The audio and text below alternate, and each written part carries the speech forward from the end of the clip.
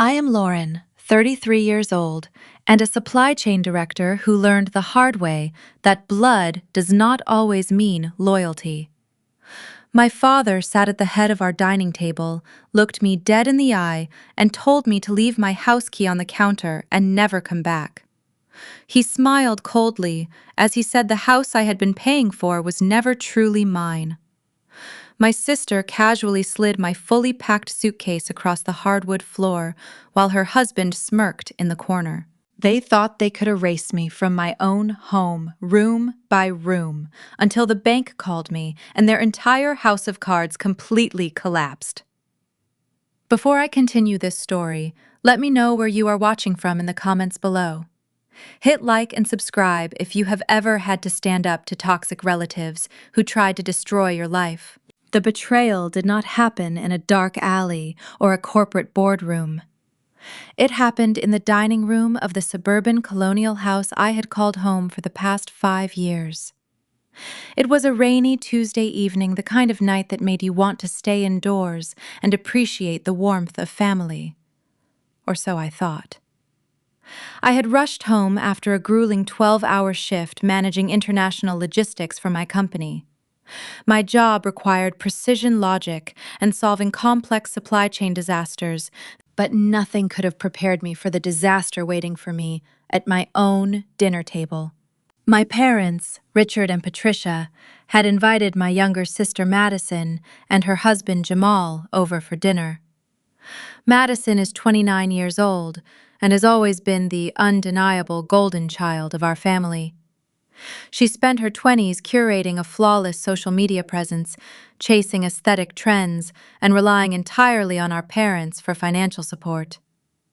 Jamal, an African-American man in his early 30s, perfectly matched her energy. He constantly referred to himself as a serial entrepreneur and visionary founder, though no one could actually explain what his startup companies did or how they generated revenue. I usually avoided family dinners because they consisted entirely of praising Madison and Jamal while ignoring my existence. But tonight, my mother had insisted I be there. The smell of roasted chicken and garlic potatoes filled the room as I took my seat. The atmosphere felt unusually heavy. Richard sat at the head of the table, his posture stiff, while Patricia meticulously avoided making eye contact with me. Madison and Jamal sat across from me, whispering to each other and suppressing smiles. I had barely taken my first bite when my father tapped his fork against his water glass. The sharp ringing sound cut through the quiet room. "I have an important announcement to make." Richard began using the authoritative tone he usually reserved for his business associates. He folded his hands on the table and looked directly at me. "Lauren, you need to pack your things. We want you out of the house by tonight." I froze, my fork suspended halfway to my mouth. I blinked, trying to process the words. "Out of the house?" I asked, genuinely confused. "Dad, what are you talking about?" "We need the space," Patricia chimed in, her voice unnaturally sweet but completely devoid of warmth. "Madison and Jamal are expanding their company. They are entering a critical growth phase, and Jamal needs a proper home office to host investor meetings. Your bedroom and the adjacent study are perfect for his new headquarters."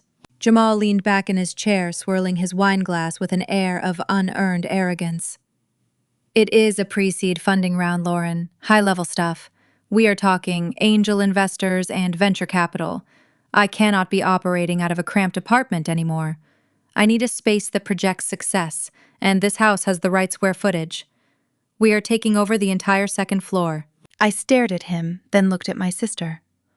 Madison simply shrugged, reaching down beside her chair. With a casual push, she rolled a large black suitcase across the hardwood floor. It bumped gently against the leg of my chair. "I packed your essentials for you," Madison said smoothly. "Just the basics to get you through the next few days. You can arrange to pick up the rest of your boring work clothes next week when we are not busy." My heart began to pound against my ribs, a mixture of profound shock and rising fury. The sheer audacity of the ambush left me breathless. 5 years ago, Richard and Patricia had faced total financial ruin. My father had made terrible investments, and the bank was weeks away from foreclosing on this exact house. I had stepped in without hesitation. I drained my own savings to catch up on the missed mortgage payments. I took on extra shifts and restructured my entire life to ensure they would not end up on the streets. Every single month for 5 years, I transferred a massive portion of my paycheck directly to them to cover the mortgage, the property taxes, and the insurance.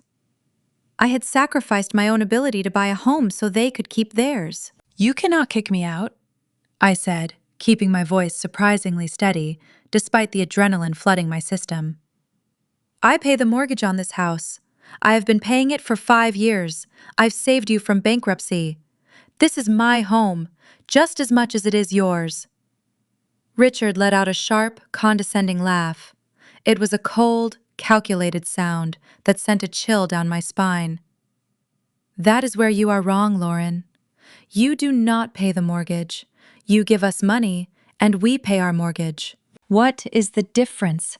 I demanded, my hands clenching into fists under the table. "The money comes from my bank account.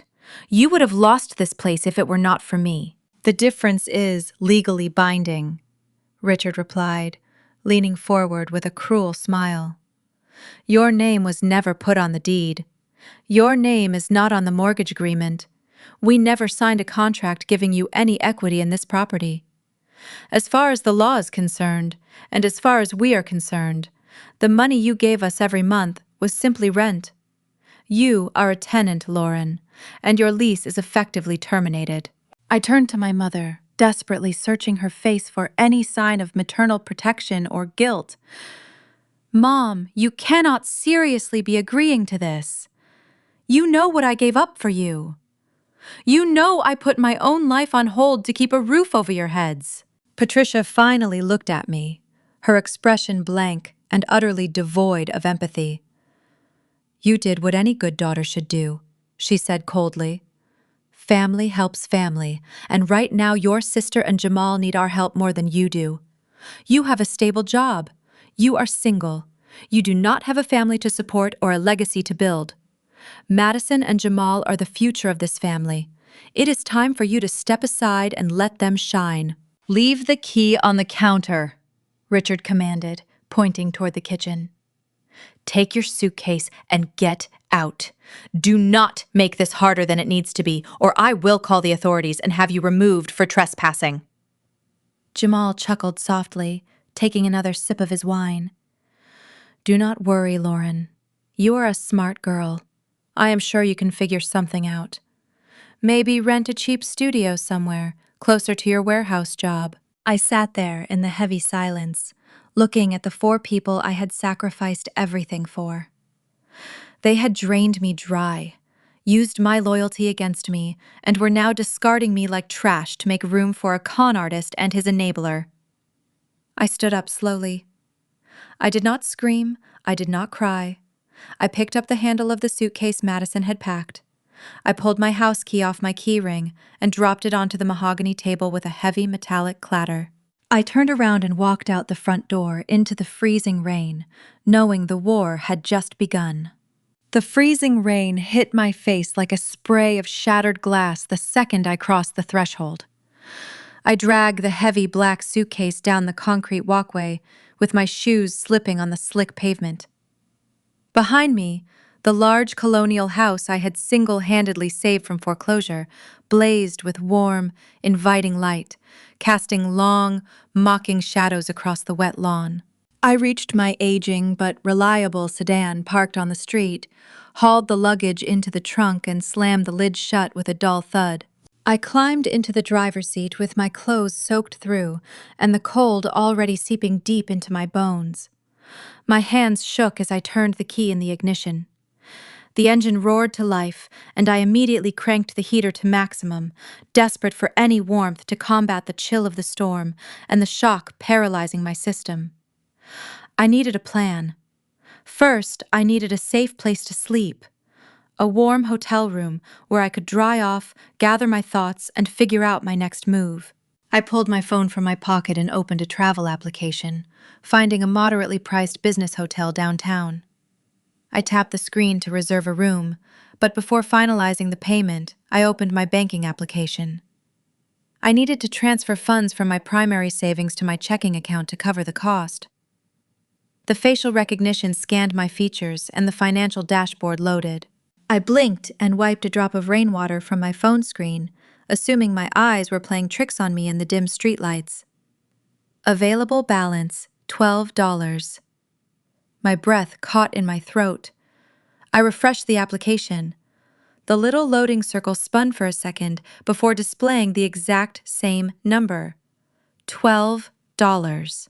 My heart hammered against my ribs as I quickly clicked into the transaction history. Right there, timestamped at 3 o'clock that very afternoon, was a massive outgoing wire transfer. The entire balance of $82,450 had been moved. The authorization name on the transfer was Patricia. The reality hit me with the force of a freight train. This was my oldest bank account, opened when I was an 18-year-old college freshman. Patricia had co-signed the account because I was a teenager with no credit history. Over the years, out of pure convenience and a foolish sense of familial trust, I had kept it active. I used a separate checking account for my daily living expenses, but this account was my absolute fortress. It held my emergency fund, my investments, and the down payment I had been meticulously saving for my own future home. Every overtime shift I worked, every vacation I skipped, every bonus I earned had been funneled directly into that account. They did not just kick me out. They had orchestrated a precise, calculated financial execution. They waited until the bank approved the wire transfer, waited until my life savings were safely in their possession, and then they sat me down at a table filled with roasted chicken and wine to throw me into the streets. They knew that a woman with $80,000 could fight back. A woman with an emergency fund could hire a ruthless lawyer, rent a luxury apartment, and immediately strike back. But a woman with exactly $12 to her name is destitute. She is incredibly vulnerable. They wanted to break me so thoroughly that I would have no choice but to come crawling back to them, begging on my hands and knees for a fraction of my own money, completely submissive to their new family dynamic. A normal person would have screamed. A normal person would have beaten their fists against the steering wheel, shattered the rearview mirror, and wailed into the stormy night. I did none of those things. I sat perfectly motionless in the driver's seat. The heater blew tepid air against my damp suit jacket. I looked up through the rain-streaked windshield toward the large bay window of the dining room. Through the glass, I could clearly see their silhouettes. Madison and Jamal were throwing their heads back in laughter. Richard was standing up, pouring more wine into Jamal's glass. Patricia was moving toward the kitchen, likely to serve the dessert I had paid for with the groceries I bought earlier that week. They were celebrating my destruction. They were toasting to my ruin. I checked my dashboard. The gas tank was resting at just below a quarter full. I could not afford to keep the engine running all night, not when I needed the fuel to get to work the next morning. I reached forward and turned the ignition off. The immediate silence inside the cabin was deafening, broken only by the aggressive, rhythmic drumming of the rain against the metal roof. I climbed into the back seat, pulling a spare wool winter coat from my emergency kit to drape over my shivering legs. The cold was absolute, a biting, relentless ache that crept through my damp clothes and settled into my joints, perfectly mirroring the absolute betrayal that was currently freezing my heart. My eyes burned fiercely, a heavy pressure building behind my sinuses, but I refused to let a single tear fall. Tears were a biological response to pain, a silent plea for comfort from a world that cared.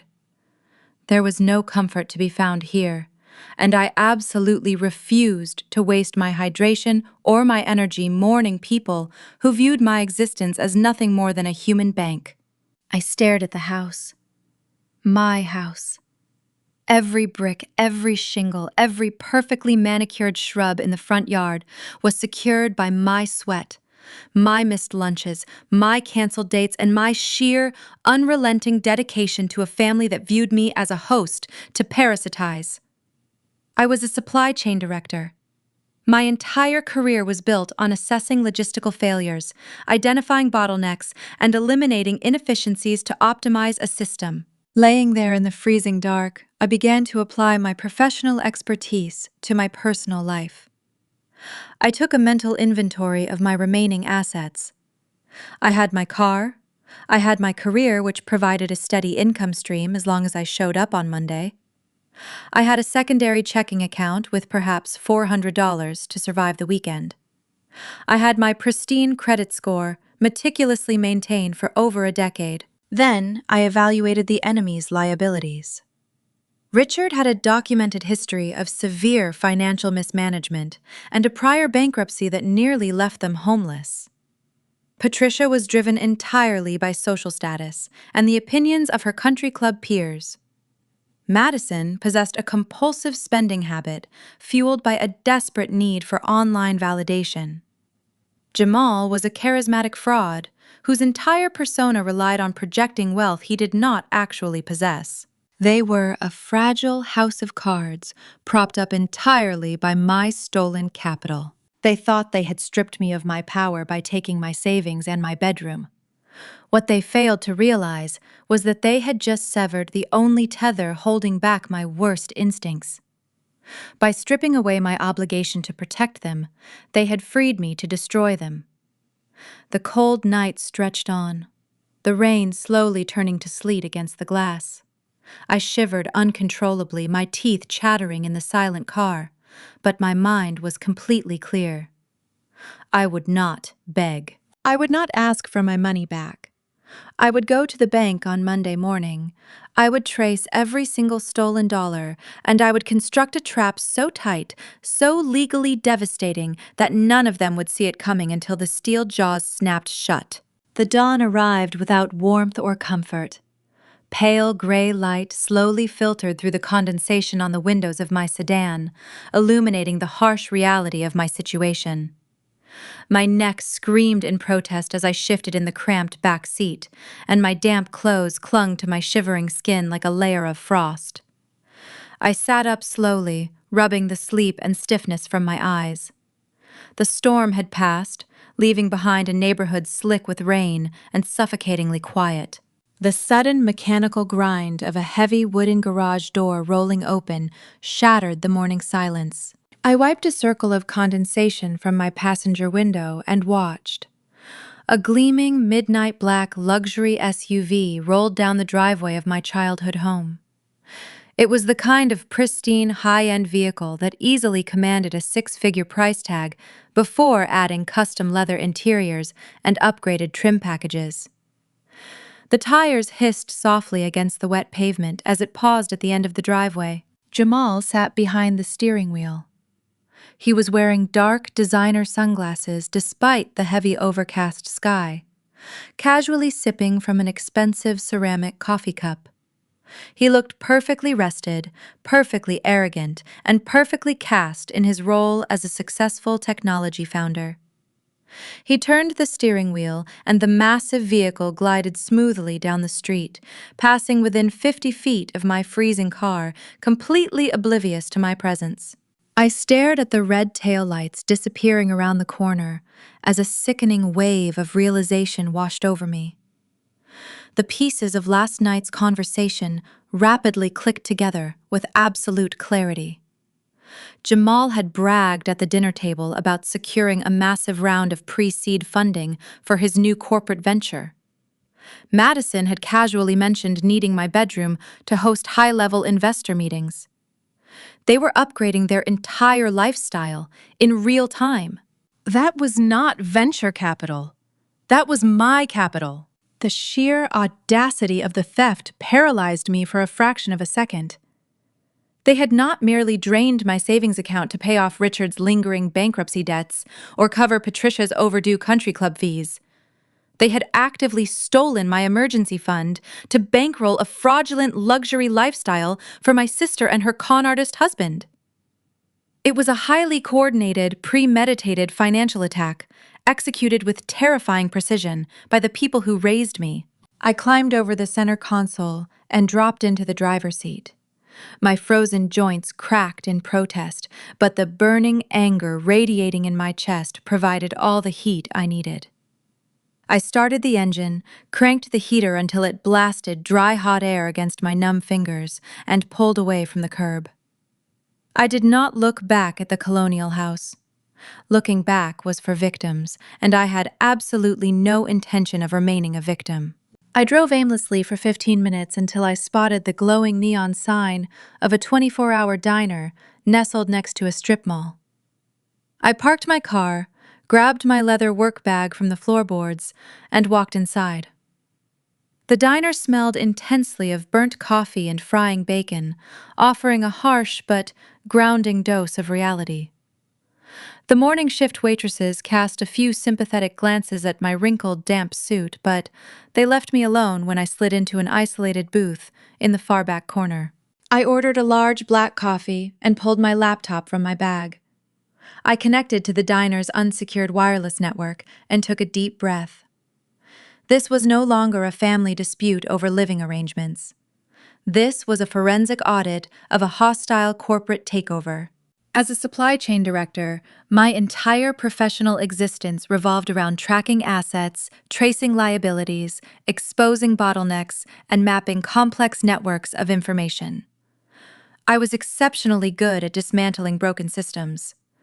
Now, I was going to map the network of my own financial destruction. I started with the joint savings account. I logged into the banking portal, bypassed the security prompts, and downloaded the wire transfer receipt that had zeroed out my balance.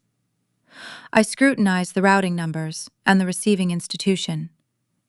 The money had not been transferred to a personal checking account. It had been wired to an account registered under a newly formed limited liability company. I opened a new tab and accessed the state business registry. A quick public records search confirmed my exact suspicion. The shell company had been incorporated exactly 14 days ago. Jamal was listed as the sole managing member, and Patricia was officially listed as the registered agent. The timeline proved their malicious intent. They had planned this eviction for at least 2 weeks.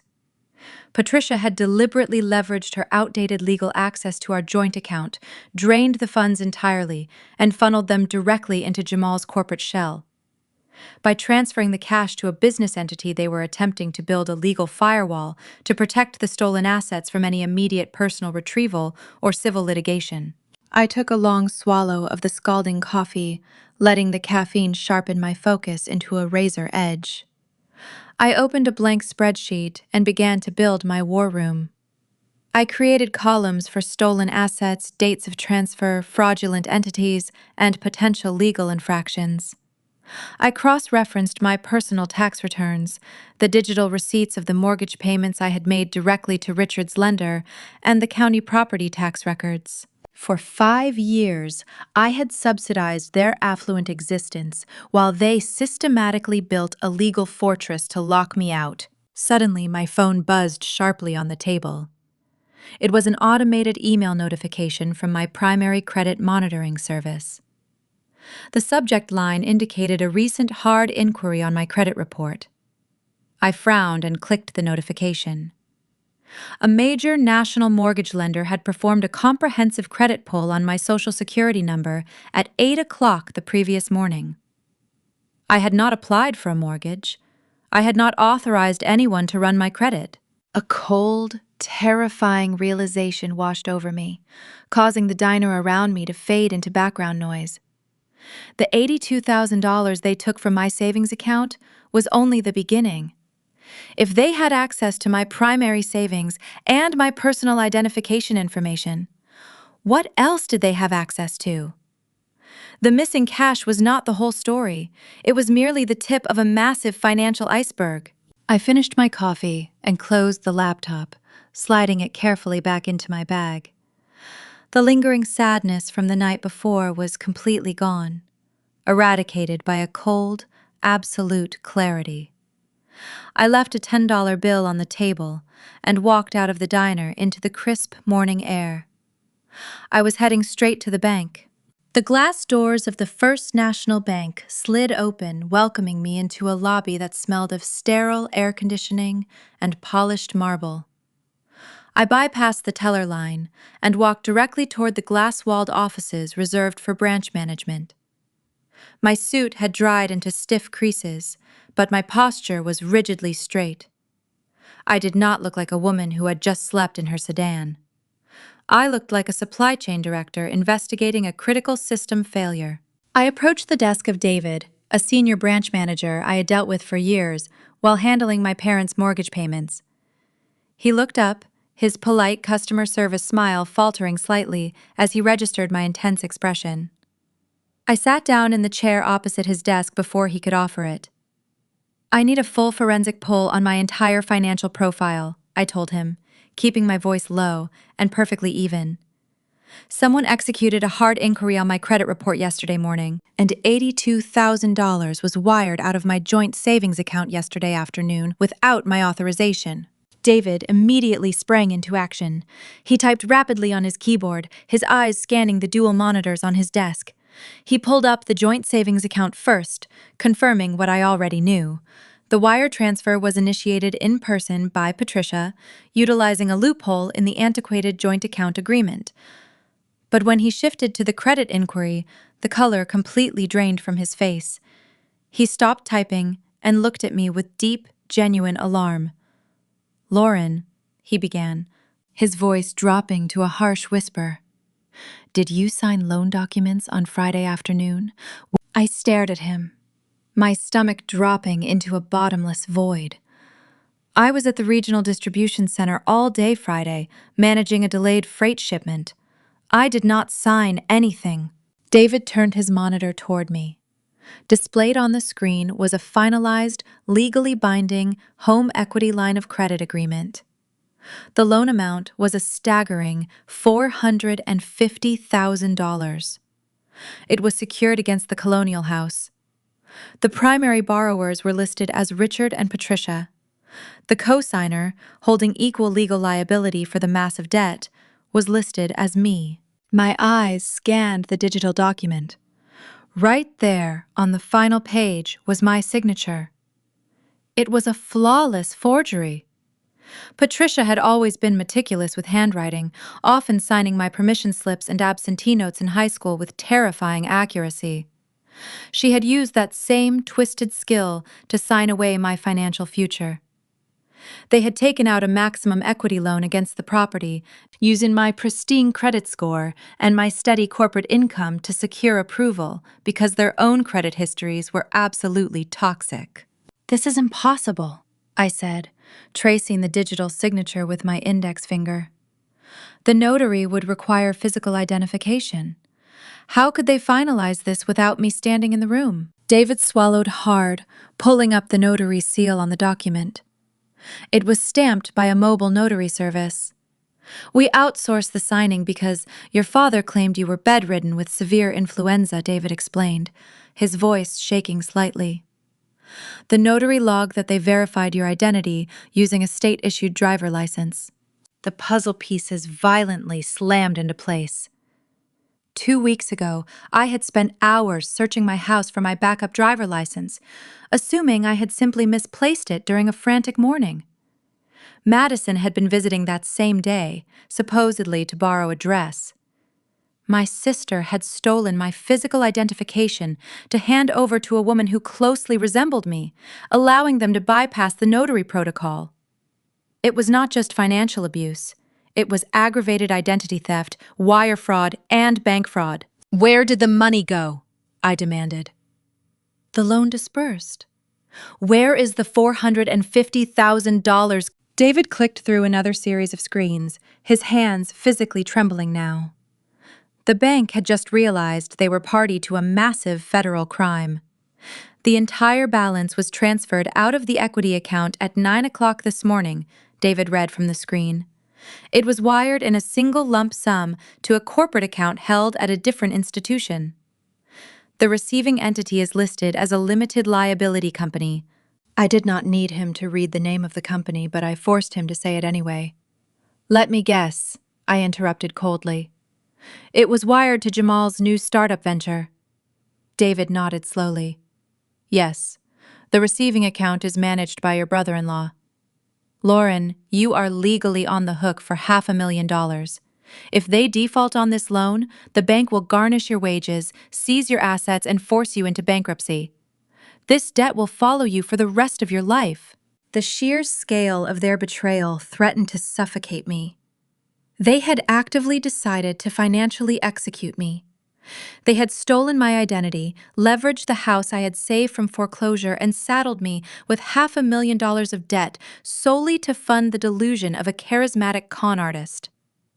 Jamal was currently driving a six-figure luxury vehicle purchased entirely with my stolen future. They believed the obedient daughter would quietly absorb the destruction to protect the family reputation. They had made a fatal miscalculation. They assumed my loyalty was unconditional, completely underestimating the absolute ruthlessness I had developed climbing the corporate ladder in a male-dominated logistics industry. David reached for his office phone. We need to freeze all associated accounts immediately. I have to call the internal fraud department, and we need to dispatch the local police. This is a massive felony. I reached across the desk and firmly pressed my hand down on the receiver, disconnecting the line before he could dial. No, I commanded, my voice projecting absolute authority. David looked at me in shock. Lauren, they stole $500,000 in your name. If we do not report this immediately, you are liable. I am going to report it, I replied. But a local police report will only result in a messy civil dispute and a delayed investigation. My parents will claim I authorized the loan and changed my mind. They will drag this out in court for years while Jamal hides the cash in offshore accounts. If I strike now, they might have time to run. I needed something far more devastating than a standard police inquiry. I needed a federal indictment. I needed an airtight trap that would guarantee maximum prison sentences for all four of them. Print every single document you just showed me, I told David. Print the loan agreement, the wire transfer logs, the notary registry, and the exact timestamps of the IP addresses used to initiate the transfers. I need physical, certified copies of everything, right now. He hesitated for a fraction of a second before the sheer intensity in my eyes forced him to comply. The heavy office printer whirred to life, spitting out page after page of undeniable hard evidence of their crimes. I carefully gathered the warm sheets of paper, sliding them into a secure folder in my leather work bag. I stood up. Thank you, David. Do not flag the accounts yet. Do not alert the internal fraud department until I give you the signal. Let my parents believe they got away with it. Let them spend the money. I walked out of the bank with a $500,000 debt hanging over my head, but I felt strangely invincible. They had chosen to play a reckless game of corporate sabotage against me, and they had handed me every single one of the loaded weapons. I sat inside my damp sedan in the bank parking lot, the thick manila folder of certified evidence resting heavily on the passenger seat. The morning sun had finally broken through the heavy cloud cover, casting a harsh, unforgiving light across the dashboard. My hands were perfectly steady now. The initial shock of the $500,000 theft had completely burned away, leaving behind a cold, calculating machine. As a logistics expert, I knew that documentary evidence was only half the battle. I needed intent. I needed a verified confession to ensure their federal fraud charges would stick permanently today. I lived in a single-party consent state, which meant I legally possessed the right to record any phone conversation I was participating in without notifying the other party. I pulled my smartphone from my jacket pocket and navigated to the native voice memo application. I hit the red record button, watching the digital timecode begin to count upward in bright red digits, and then dialed the landline number of the Colonial House. The phone rang 3 times before my mother picked up the receiver, oblivious to the fact that she was stepping directly into my meticulously laid trap quietly. "Hello," Patricia answered, her voice dripping with the fake sing-song pleasantry she always used when she expected a call from one of her wealthy country club friends. "Mom," I said, keeping my tone deliberately flat and completely devoid of any emotion. The fake pleasantry instantly vanished, replaced by a heavy, irritated sigh. "Lauren, we told you last night that we need space. Calling us this morning is not going to change anything. Madison is already measuring your old room for custom executive furniture. Jamal has important investors coming over soon. You need to accept the new reality and move on." "I am not calling about the bedroom," I replied, coldly, staring straight ahead at the brick facade of the bank building. "I am calling about the $450,000 home equity line of credit you and Dad took out on Friday afternoon. I am also calling about the $82,000 you wired out of my joint savings account yesterday." There was a sharp intake of breath on the other end of the line, followed by a muffled scrambling sound. Patricia panicked. A few seconds later, the heavy, booming voice of my father came through clearly. "Listen to me very carefully," Lauren Richards snapped, his tone immediately aggressive and deeply defensive. "You have no right to question our financial decisions. That house belongs to us. The debt belongs to me." I countered smoothly. "You forged my signature on a federal loan document. You committed aggravated identity theft. You stole my entire life savings and handed over $500,000 of my credit to Jamal." Richard let out a harsh, condescending bark of laughter. "Stole? You are being completely dramatic as usual. We simply reallocated family assets to where they could be best utilized effectively today." "You were sitting on that cash doing absolutely nothing with it," Richard continued, his arrogance radiating through the speaker.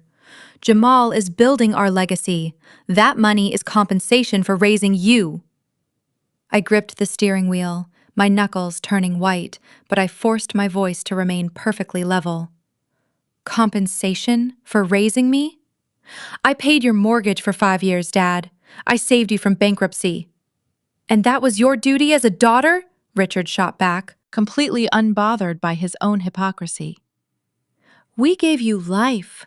We fed you. We put a roof over your head every single day." "You owe us everything you have," my father declared proudly. "Jamal is on the verge of launching a massive corporate empire. When his tech company goes public, we will pay off that equity line. You will not even notice the difference. You should be thanking us for allowing you to be a silent investor in his success." "He is a con artist, Dad," I stated firmly. "He does not have a tech company. He has a freshly incorporated shell company designed to drain your equity completely." "Do not ever disrespect your brother-in-law like that," Richard roared in fury. "Jamal is a visionary," Richard yelled loudly. "You are just a bitter, jealous woman who pushes paper in a warehouse. You could never understand high-level business strategy." "I understand bank fraud," I stated clearly, ensuring the recording caught every single syllable perfectly. "I understand that if I walk into the police station right now, you and Mom are going to federal prison." The line went dead silent for 5 agonizing seconds. When Richard spoke again, his voice had dropped to a sinister, threatening growl. "You will do no such thing, Lauren. If you even attempt to fight us today, I will personally ruin you," Richard threatened angrily. "I know exactly where you work. I will call your human resources director today. I will tell them you are having a severe psychotic break. I will tell them you have a gambling addiction, that you have been embezzling family funds, and that you are harassing us because we cut you off. Who do you think they will believe? A respected businessman or an unstable employee going through a mental health crisis? I will have you fired by noon, and you will be completely unemployable in this logistics industry ever again, permanently." "Are you threatening my career to cover up your theft?" I asked calmly. "I am making a promise," Richard sneered. You keep your mouth shut, you pay your rent, and you stay out of our way. I pulled the phone away from my ear and tapped the red button to stop the recording. Instantly, I let the line disconnect. I immediately uploaded the audio file to 3 separate secure cloud servers remotely. He thought he had backed me into a corner. He severely underestimated me again. I started my car engine. I was going directly to my office to prepare. I did not go straight to my desk. Before walking into the corporate headquarters of my logistics firm, I made a necessary detour to the local police precinct.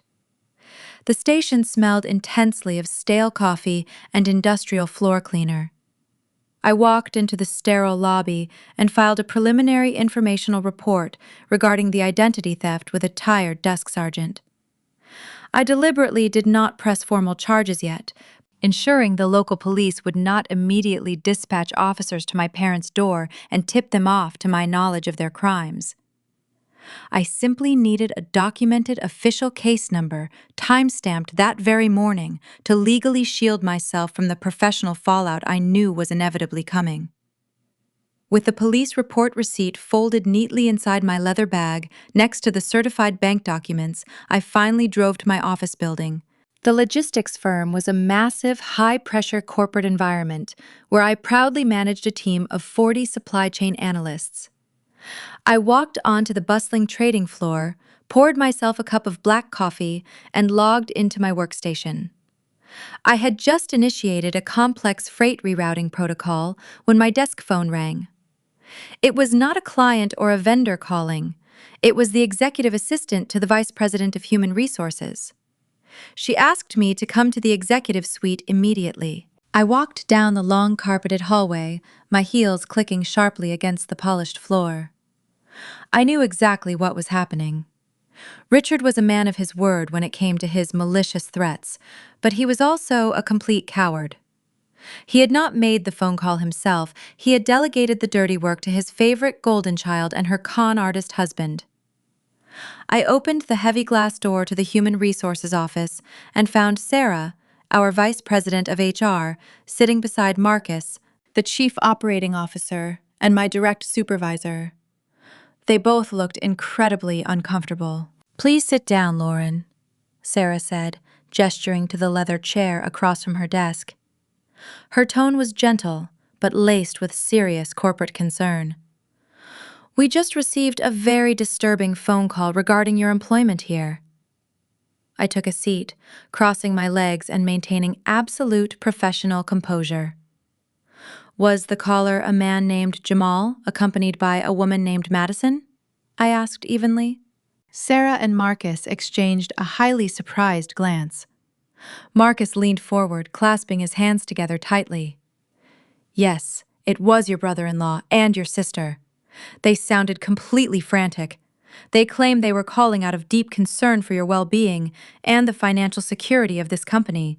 They fabricated a story I stated not asking a question but delivering an absolute fact. Let me guess the narrative. They told you I am suffering from a severe uncontrolled gambling addiction.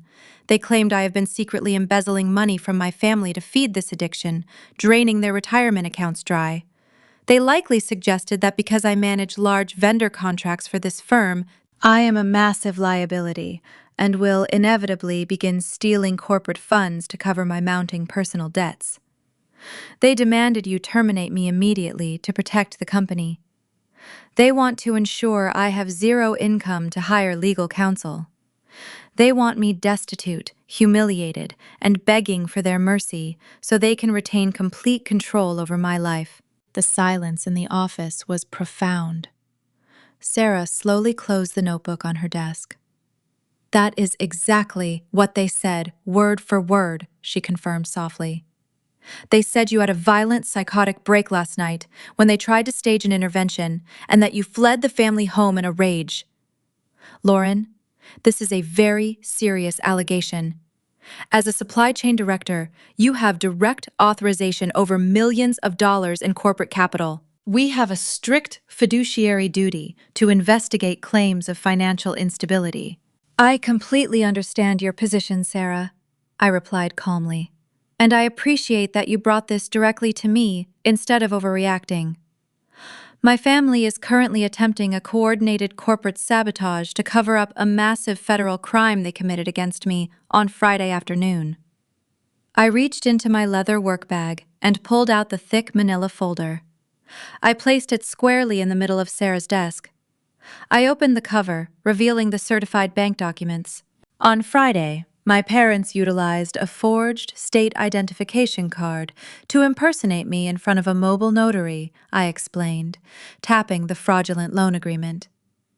They took out a $450,000 home equity line of credit, using my pristine credit score as collateral. This morning, they wired the entire $500,000 into a shell company controlled by Jamal, the man who just called you.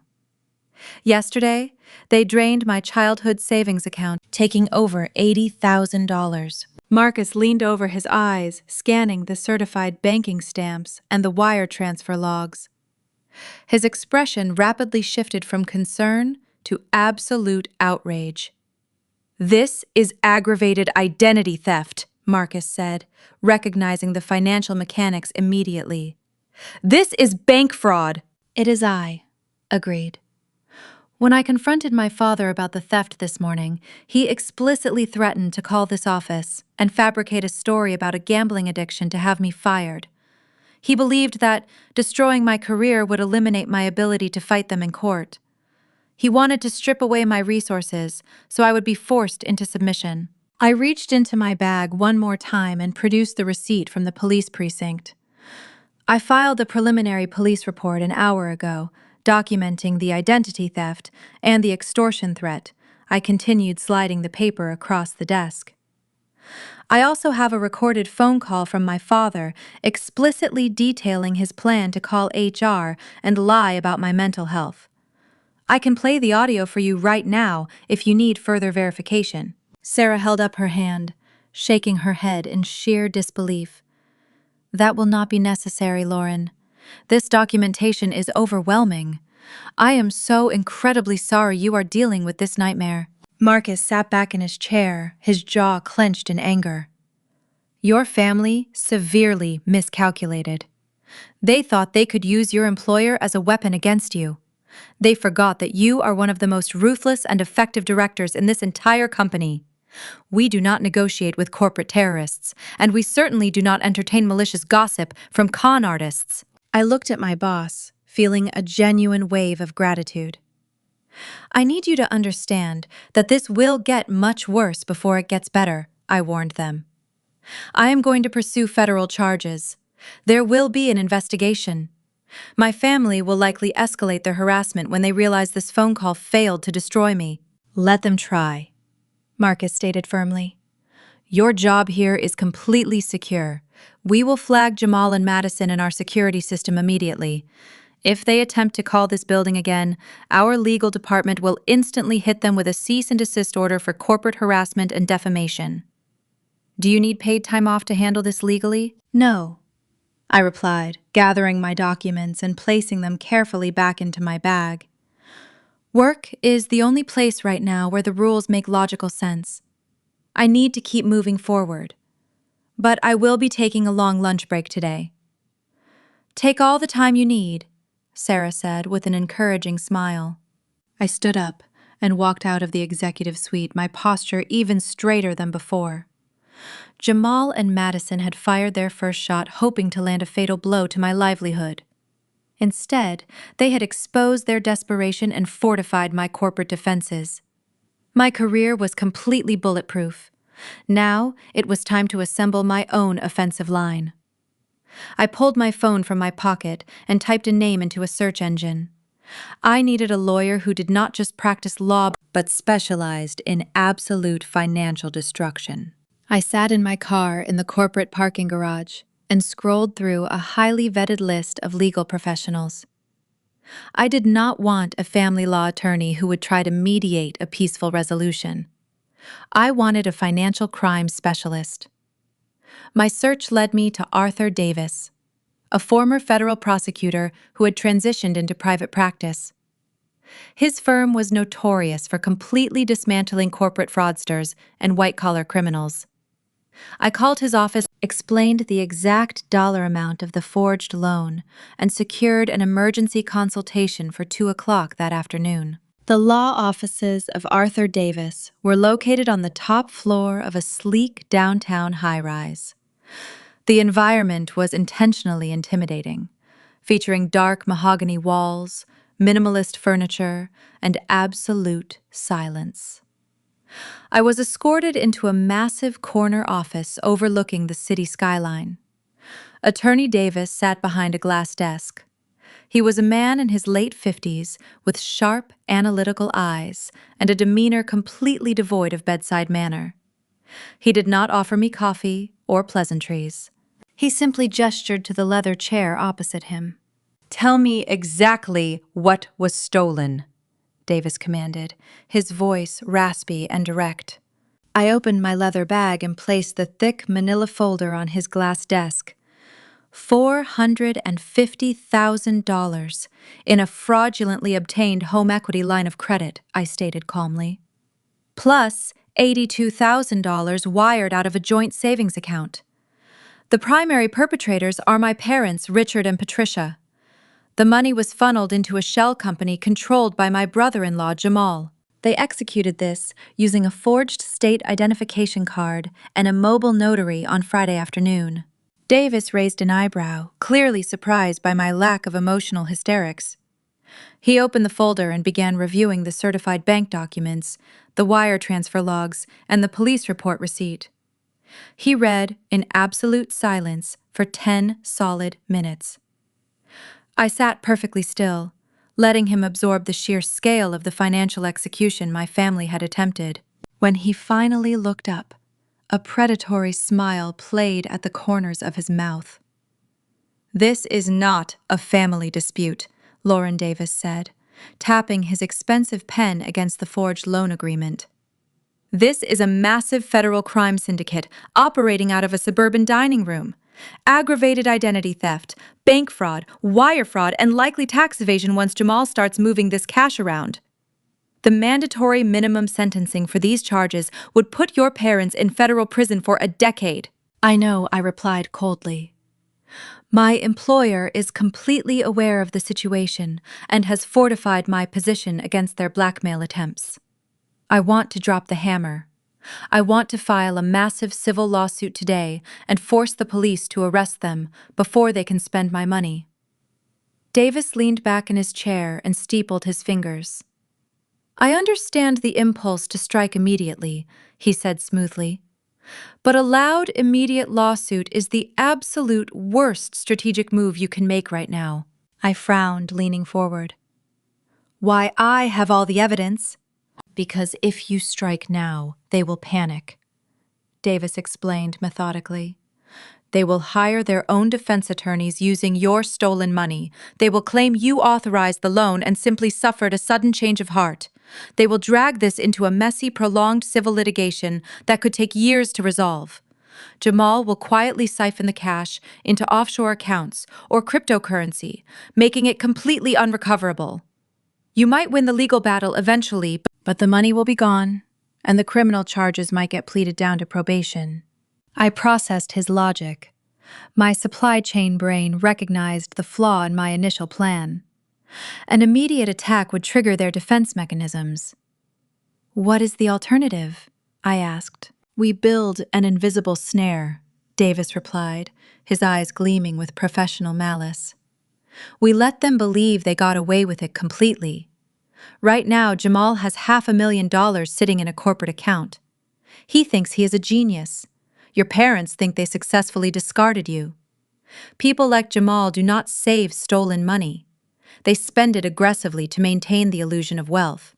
They will buy luxury cars, book extravagant vacations, and host massive parties to attract more victims to his fake startup. They will burn through that cash faster than a wildfire." I realized the strategy rapidly forming in my mind. "Exactly," Davis confirmed. "Without a legitimate business generating actual revenue, they cannot possibly make the massive monthly payments required by a $500,000 equity loan. We let them spend every single stolen dollar. We wait until they completely deplete the funds and inevitably default on the loan. When the bank initiates foreclosure proceedings on the house, their entire fake empire will collapse simultaneously. They will have no money left to hire high-powered defense attorneys. They will have nowhere to run. And that is the exact moment we hand this impeccably documented case file directly to the Federal Bureau of Investigation. The sheer brilliance of the trap left me breathless. It required immense patience and the emotional discipline to watch my abusers parade around town spending my money. But the payoff would be absolute, undeniable destruction. "What do we do in the meantime?" I asked, fully committing to his strategy. "We work in the shadows," Davis said, pulling out a fresh legal pad. "I am going to directly contact the Internal Fraud Division at your bank. I have a contact there who handles high-level corporate theft. We will present this evidence to them privately. The bank will secretly flag the equity account and Jamal's shell company. They will monitor every single transaction, building an airtight ledger of their fraudulent spending. The bank wants their $500,000 back, which means their fraud investigators are now working for us." I spent the next 3 hours in his office, signing legal retainers and drafting sworn affidavits. Davis initiated a secure conference call with the senior investigator at First National Bank. I authorized them to maintain the illusion of a normal account while secretly logging every wire transfer, every ATM withdrawal, and every credit swipe my family made. We were effectively turning their stolen bank account into a federal tracking device. When I finally left the law office, the sun was beginning to set, casting a golden glow over the city. I was officially $500,000 in debt, living out of a suitcase, and staying in a sterile business hotel. Yet as I walked to my car, I felt an overwhelming sense of power. My family thought they had buried me under a mountain of fraudulent debt. They had no idea I was quietly planting explosive charges at the very foundation of their newly stolen wealth. The trap was set. All I had to do now was sit back, maintain my silence, and watch them gladly walk directly into the slaughterhouse. The first week in my extended stay business hotel was a masterclass in emotional discipline. My temporary apartment was incredibly sparse, consisting of a small kitchenette, a queen bed, and a laminate desk where I established my secondary command center. Every evening, after managing complex global supply chains at my corporate office, I returned to this quiet, sterile room to manage the meticulous destruction of my own family. Attorney Davis had given me strict orders to maintain absolute radio silence. I was not to block their phone numbers, I was not to delete their social media accounts, and I was certainly not to respond to a single provocation. I was a ghost, watching them dance blindly on the edge of a financial cliff. Over the next 2 months, the digital performance orchestrated by Madison and Jamal became a spectacular display of unhinged financial recklessness. I sat at my laminate desk every night, sipping black coffee and taking high-resolution screenshots of their rapidly escalating delusion.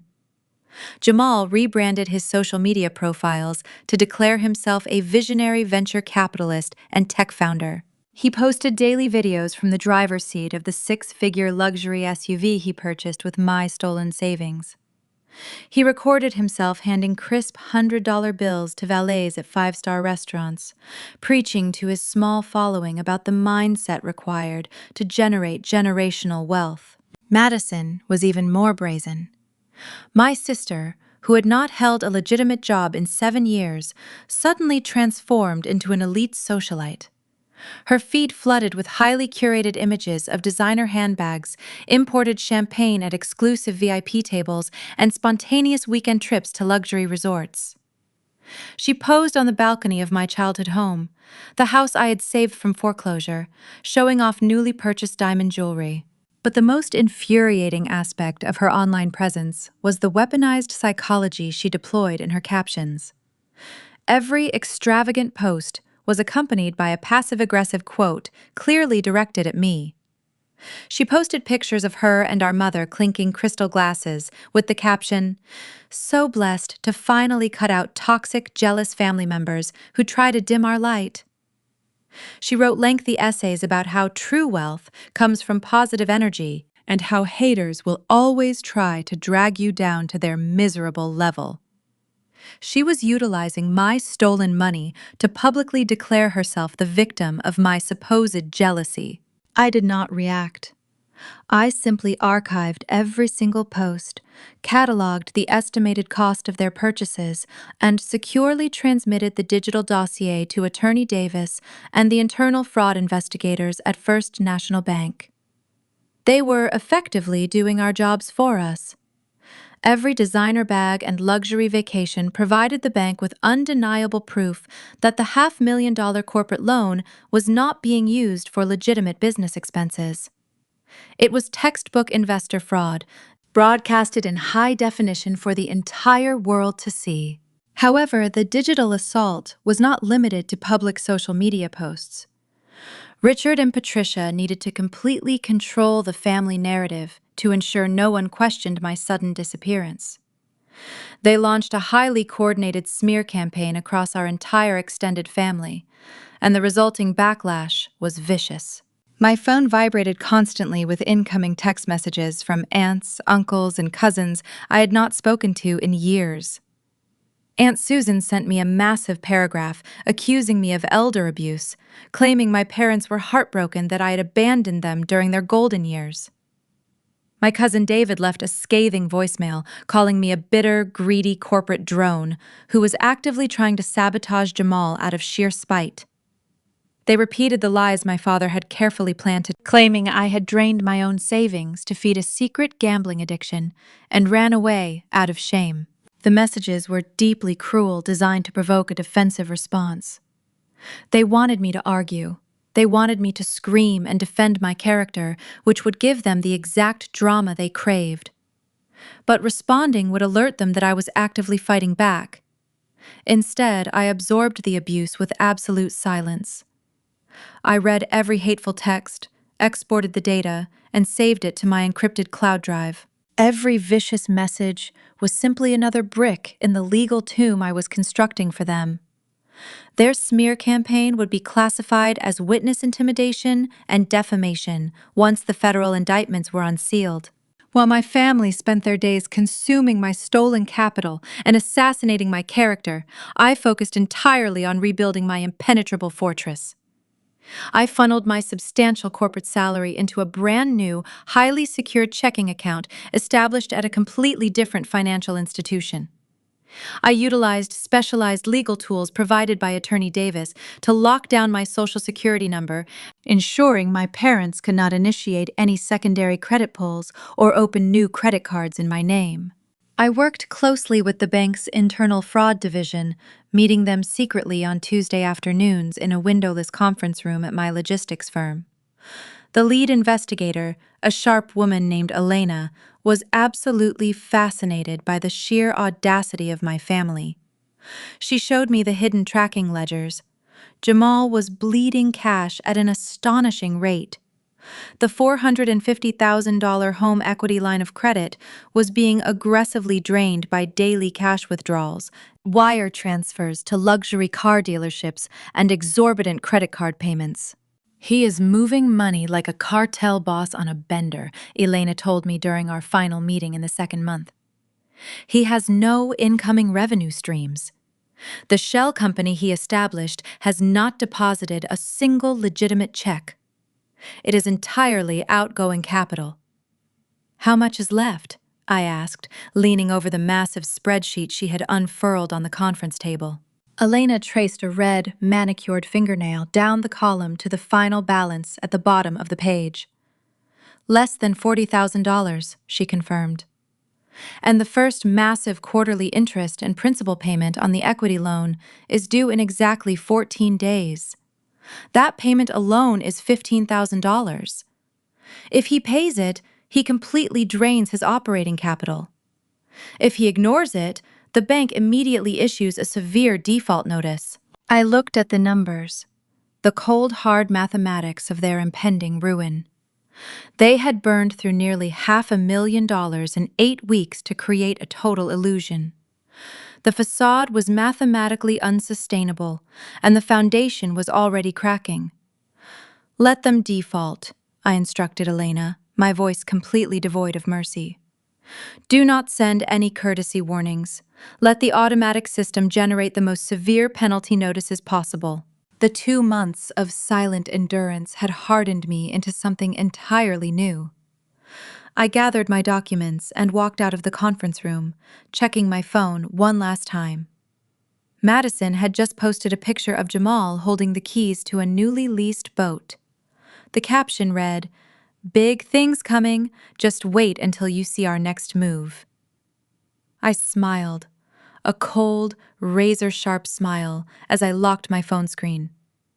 I was waiting, and their next move was going to be directly off a cliff. "Have a seat," Lauren Davis commanded, turning away from the window. He picked up a black marker and tapped the top of the whiteboard where Jamal's limited liability company was listed in bold letters. We knew he was a con artist. We knew he was bleeding the stolen equity loan dry to fund a luxury lifestyle. But we severely underestimated the sheer desperation behind his actions. Jamal is not just a narcissistic fraud. He is operating a highly localized Ponzi scheme, and your stolen $450,000 was the only thing keeping him out of federal prison or a wooden box. I stared at the whiteboard, my analytical mind rapidly processing the red arrows.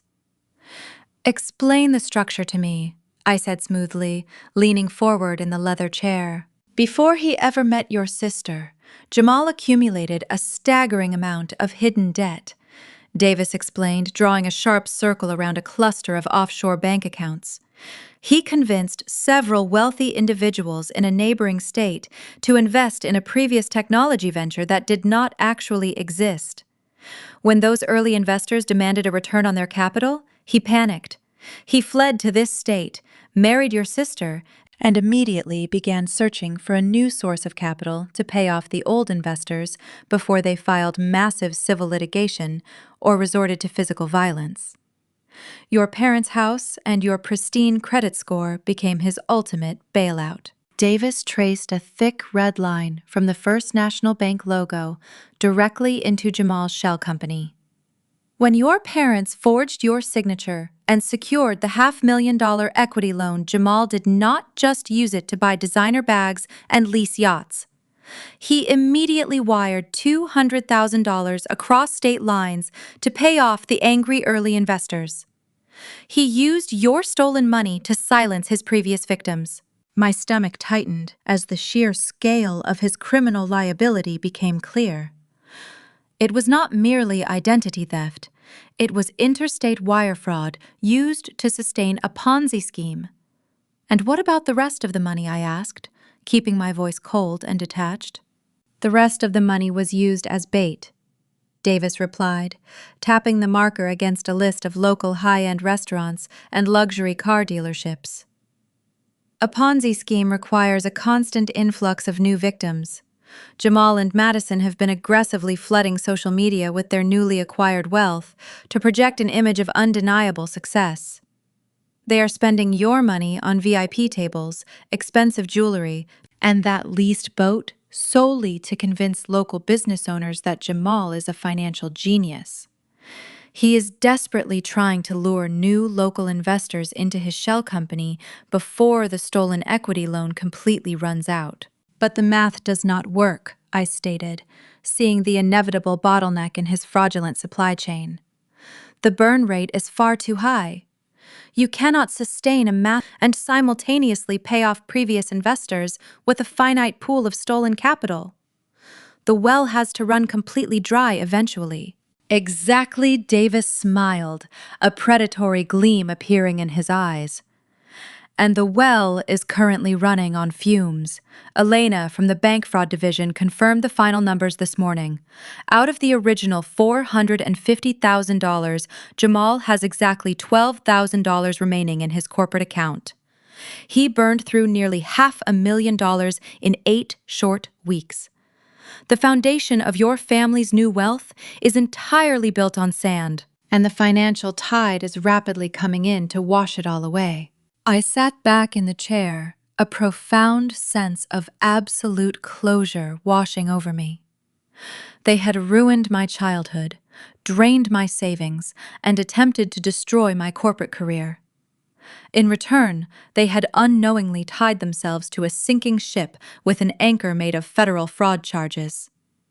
Richard and Patricia were officially registered as the managing agents of a company that was actively executing a Ponzi scheme. When the federal authorities inevitably collapsed Jamal's operation, my parents would be held equally liable for every single stolen dollar and every single defrauded investor. "When does the first massive loan payment hit the account?" I asked, already knowing the answer, but deeply wanting to hear him say it loud. "Next week," Davis answered. "The minimum payment is $15,000. I locked my phone screen and placed it face down on the laminate desk. The digital image of Jamal holding the keys to a newly leased boat burned in my mind, but not with anger. It burned with the cold satisfaction of a trap snapping shut. I did not have to wait long for the final piece of the puzzle to fall perfectly into place. 2 days later, while I was leading a quarterly supply chain review meeting at my corporate office, my phone vibrated in my pocket. The caller identification displayed the secure number for attorney Arthur Davis. I immediately excused myself from the conference room, walked into an empty glass-walled office, and answered the call. "We have the complete forensic accounting report on your brother-in-law Davis," announced his raspy voice, entirely devoid of pleasantries. "The internal fraud division at First National Bank finished tracing every single outgoing wire transfer from the corporate shell company. You need to come to my office right now. The financial structure he built is far worse than we originally anticipated." I canceled my afternoon appointments, grabbed my leather work bag, and drove straight to the downtown high-rise. When I entered his massive corner office, Davis was already standing by the floor-to-ceiling windows, looking down at the city traffic. A massive white whiteboard had been wheeled into the center of the room. It was covered in complex financial flowcharts, red arrows, and bank routing numbers. It looked exactly like the logistical maps I used to untangle broken supply chains, but this map detailed the complete destruction of my family. Next week arrived with the predictable precision of a ticking time bomb. I sat at my laminate hotel desk on Tuesday evening, staring intently at my laptop screen. Through the secure banking portal established by Attorney Davis and Elena, I watched the First National Bank automated system attempt to pull the $15,000 minimum payment from Jamal's corporate shell account. The system pinged the account. It registered the $12,000 balance. The transaction instantly failed due to insufficient funds. A wave of profound satisfaction washed over me. The trap had officially snapped shut. The automated system did not grant grace periods for massive commercial equity defaults. It immediately generated a severe, legally binding default warning, printed it on bright red official bank letterhead, and overnighted it directly to the primary residence listed on the fraudulent loan: my childhood home. The fallout was instantaneous and spectacular. By Thursday afternoon, my phone began vibrating continuously on my corporate desk. I looked down at the glowing screen. The caller identification flashed my father's name, followed rapidly by my mother, and then a series of restricted numbers. I silenced the device, flipped it face down on the mahogany wood, and continued reviewing a complex freight manifest. I let every single call roll directly to voicemail. When I finally returned to my hotel room that night, I had 14 new voice messages. I connected my phone to a small Bluetooth speaker, opened my encrypted cloud drive to ensure everything was securely recorded for federal evidence, and pressed play. The evolution of their panic was entirely predictable. The first message from Richard was deeply condescending, demanding I call him back immediately to resolve a minor banking glitch. By the fifth message, his tone had morphed into frantic, unhinged aggression. "Lauren, pick up the phone right now!" Richard yelled through the speaker, his voice cracking with genuine terror. "The bank sent a foreclosure warning. They are threatening to seize the house. You are on this paperwork too. You are legally responsible for this debt. You need to do your duty to this family and wire $15,000 to our account immediately to cover your portion of the loan." Patricia left the next message completely abandoning her polished country club persona. She was actively sobbing, her breath catching in her throat. "Lauren, please," she begged hysterically. "Jamal says his investor capital is temporarily tied up in escrow, and he cannot access his liquid funds until next month. We need you to float this payment. You are our daughter. You cannot let us lose the house. We will pay you back, I swear. Just transfer the money today." I sat on the edge of the hotel bed and listened to their desperation fill the sterile room. They still desperately believed the illusion. They still believed Jamal was a temporarily delayed millionaire rather than a destitute criminal. More importantly, they still believed they could manipulate me into sacrificing my own financial security to save them from the consequences of their own federal crimes. They demanded I do my duty. They demanded I act like a loyal, obedient daughter. I simply deleted the voicemails from my local device, ensuring the secure cloud backups were perfectly intact, and turned off my phone completely.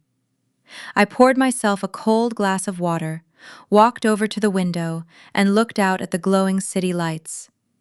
I was doing exactly what they taught me. I was leaving them out in the freezing cold. The freezing cold reality of their financial ruin set in over the next 48 hours, while I sat in the sterile warmth of Attorney Davis's downtown office for the final time. The massive whiteboard that previously mapped their destruction had been completely wiped clean. In its place sat a neat, heavy stack of federal court documents. Elena, from the First National Bank Internal Fraud Division, sat across from me, her laptop open, finalizing the secure transfer of Jamal's transaction ledgers directly to the Federal Bureau of Investigation Cyber Division. The invisible snare we had meticulously engineered over the past 2 months was finally ready to be pulled violently shut. Davis slid a crisp piece of paper across his glass desk. It was a copy of a federal arrest warrant, stamped and physically signed by a district judge just 1 hour prior. The charges were listed in stark, bold black ink: aggravated identity theft, interstate wire fraud, bank fraud, conspiracy to commit financial crimes. There were individual warrants executed for Jamal Richard and Patricia. They were no longer just terrible, toxic family members. They were officially documented federal criminals who simply did not realize they were being hunted yet. The FBI field office had already scheduled the coordinated tactical raid, timing it perfectly alongside the bank to maximize the shock and awe of the arrests. The timing aligned flawlessly with Jamal's ultimate act of narcissistic hubris. He was hosting a massive, lavish launch party that Friday night at a rented downtown gallery space to unveil his fake technology startup to the local business community. He had somehow scraped together the last dregs of his stolen capital to buy cheap champagne and rent expensive luxury lighting, desperately hoping to trap new local investors to pay off the impending bank foreclosure. Madison had sent out hundreds of digital invitations to everyone in their social orbit. She explicitly did not send one to me. But I was going anyway. I left the towering law office and walked directly into the downtown high-end retail district. For 2 solid months, I had lived out of a small suitcase, wearing the same limited rotation of standard corporate blouses and sensible slacks. I walked into an exclusive luxury boutique and purchased a stunning, razor-sharp designer suit in a deep, unforgiving charcoal gray. It was flawlessly tailored to my frame, the exact kind of garment that projected absolute, undeniable authority. I bought a brand new pair of black leather stilettos to match. As I checked out, the sales associate politely asked if I was dressing for a special occasion. I looked her dead in the eye and told her I was attending an execution. Back in my sterile hotel room, I laid the charcoal suit carefully across the bed. The fake startup launch party was only 24 hours away. My parents and my sister expected to spend the evening drinking champagne, surrounded by local elites, completely convinced they had successfully stolen my financial life to fund their own. They expected to be the absolute center of attention. I was going to give them exactly what they wanted. I was going to walk into that crowded gallery, not as the discarded outcast daughter they thought they had ruined, but as the supreme architect of their complete and final destruction. Friday night descended on the city with a chilling breeze, but I felt absolutely nothing but burning focus. The rented downtown gallery space was heavily illuminated by rented spotlights that aggressively swept across the brick facade. A line of luxury cars clogged the valet stand, their engines humming as wealthy attendees handed over their keys. I parked my modest sedan 3 blocks away in a dark parking garage, perfectly content to walk the remaining distance. My new black leather stilettos clicked sharply against the concrete pavement. I wore the tailored charcoal gray designer suit like a suit of armor. Every step was deliberate. Every breath was calculated. When I reached the entrance, the heavy glass doors were propped open, spilling warm yellow light and the heavy bass of electronic lounge music into the street.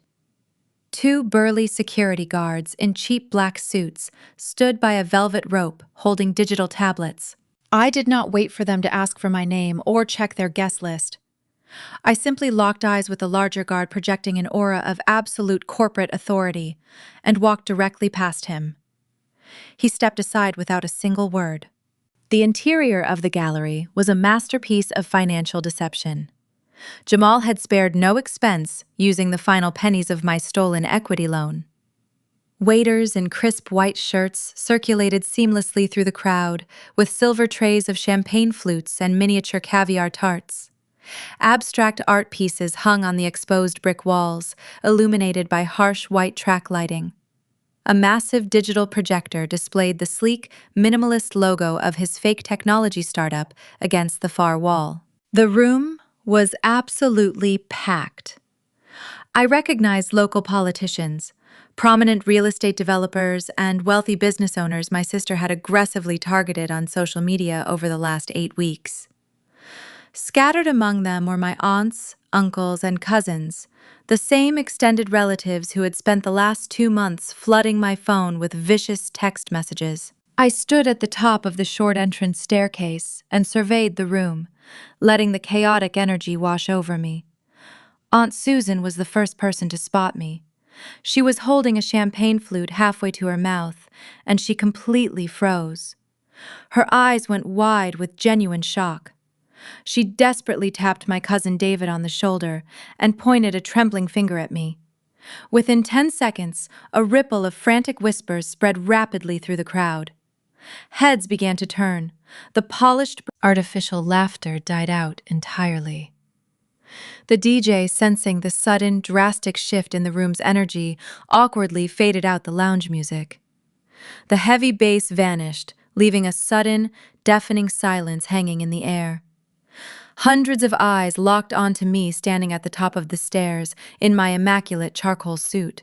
Jamal was holding court near the open bar, laughing loudly with a group of older men in expensive tuxedos.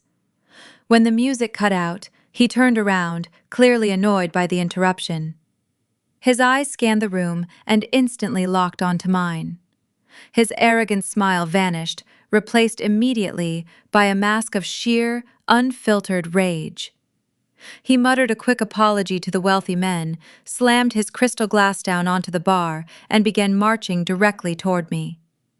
Jamal was a massive man, a former college athlete who frequently used his physical size to dominate rooms and intimidate business partners.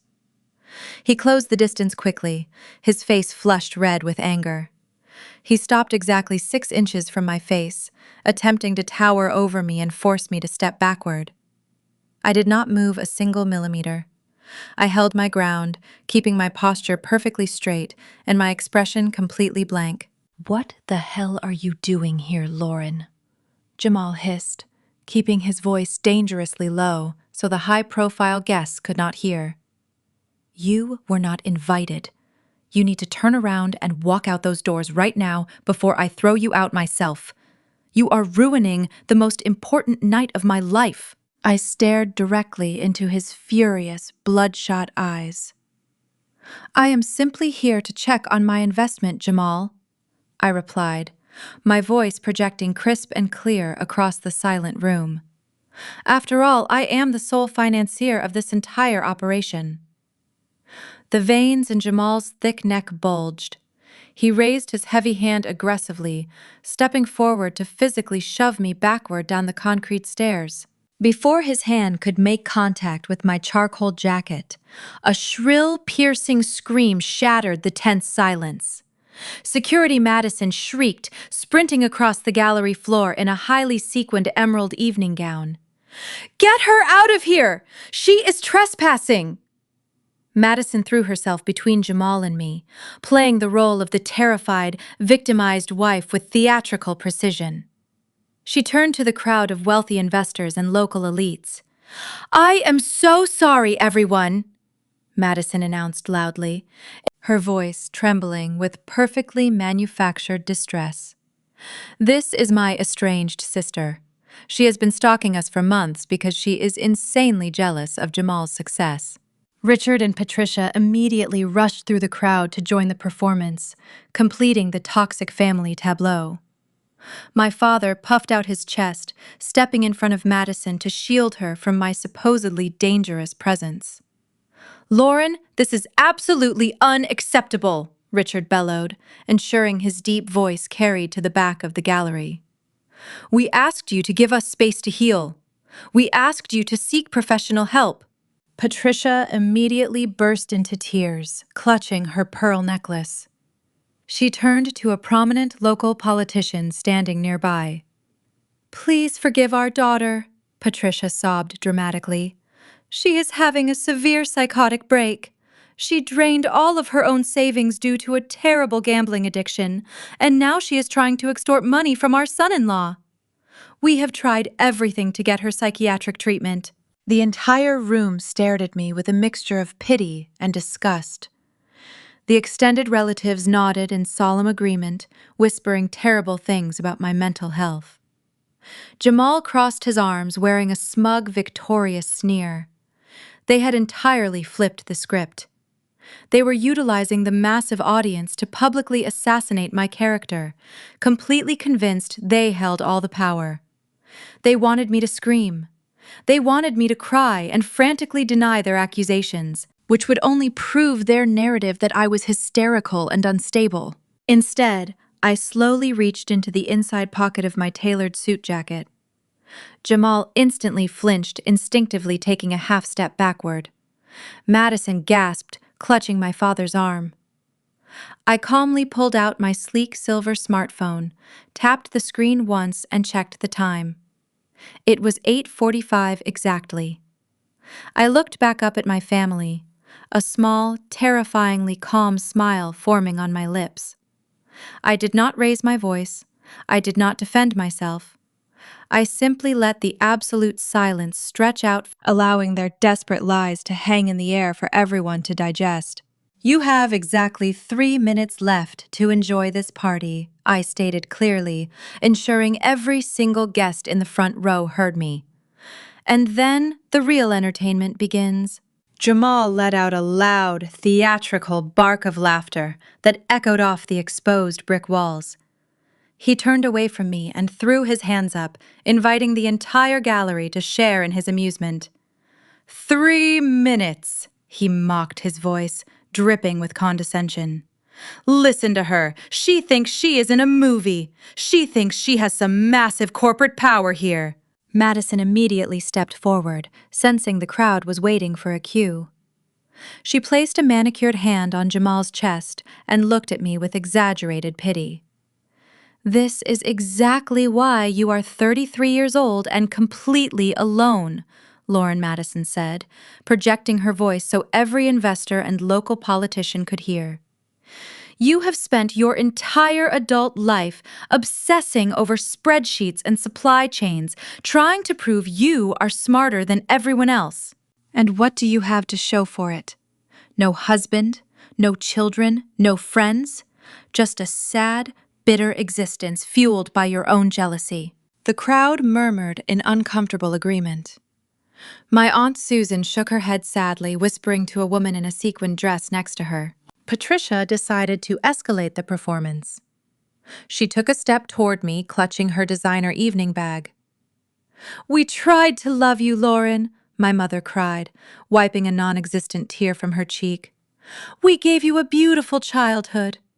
We gave you my sewing room when you demanded a home office, and you repaid us by abandoning this family.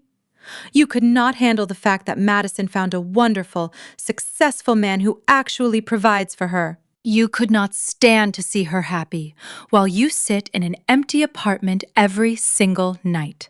You are a pathetic corporate drone," Jamal added, his confidence fully restored by the public support of my parents. "You have no real wealth. You have no vision. You just shuffle boxes around for a paycheck, and apparently you gamble even that away. You came here tonight hoping to ruin my launch because you have absolutely nothing else going on in your miserable life." Richard stepped to the front of the family formation, puffing out his chest to deliver the final verdict. He pointed a thick finger directly at my face. "You are a disgrace to this family name," my father boomed. "We are done trying to help you. We are done offering you grace.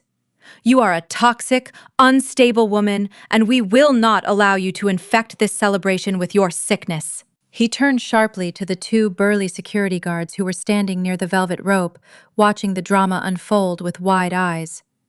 "Grab her by the arms and drag her out of here," Richard commanded them. "Throw her out into the streets where she belongs. Let her sleep in the gutter tonight. Maybe that will finally knock some sense into her head." The guards hesitated, glancing between my father's furious red face and my perfectly composed stance. I did not flinch.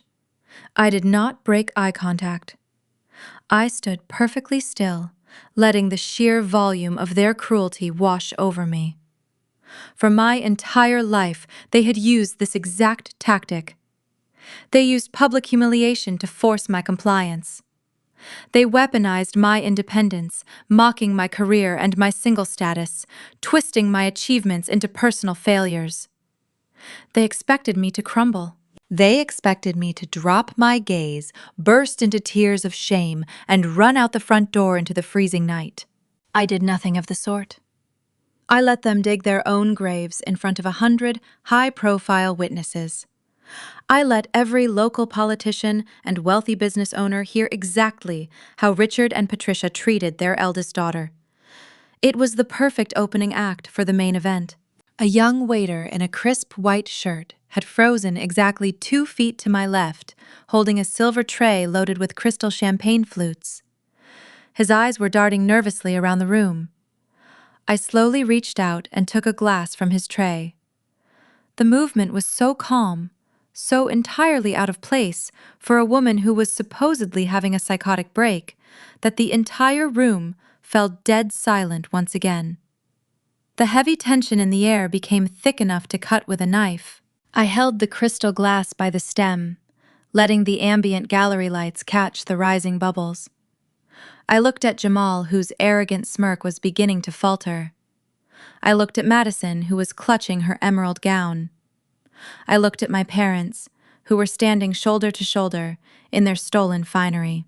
"You know, Dad," I said, keeping my voice conversational, yet loud enough to echo off the high ceilings.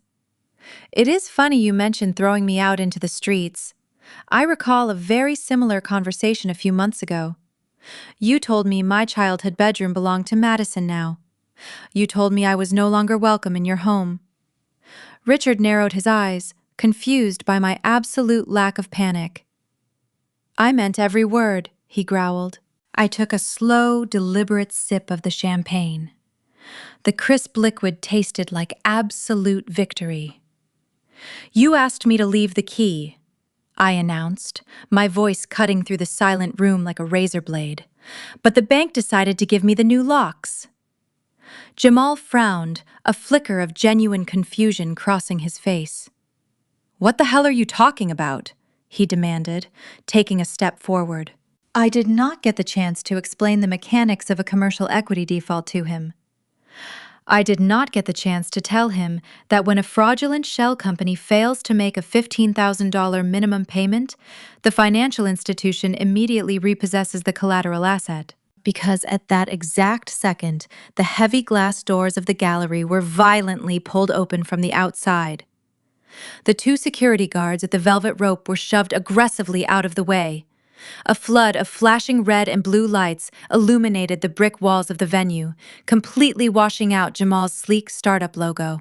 Over a dozen men and women in dark, tactical windbreakers stormed into the room. The large yellow letters printed across their backs were impossible to miss. They moved with terrifying speed and precision, fanning out across the gallery floor and instantly forming a hard perimeter around my family.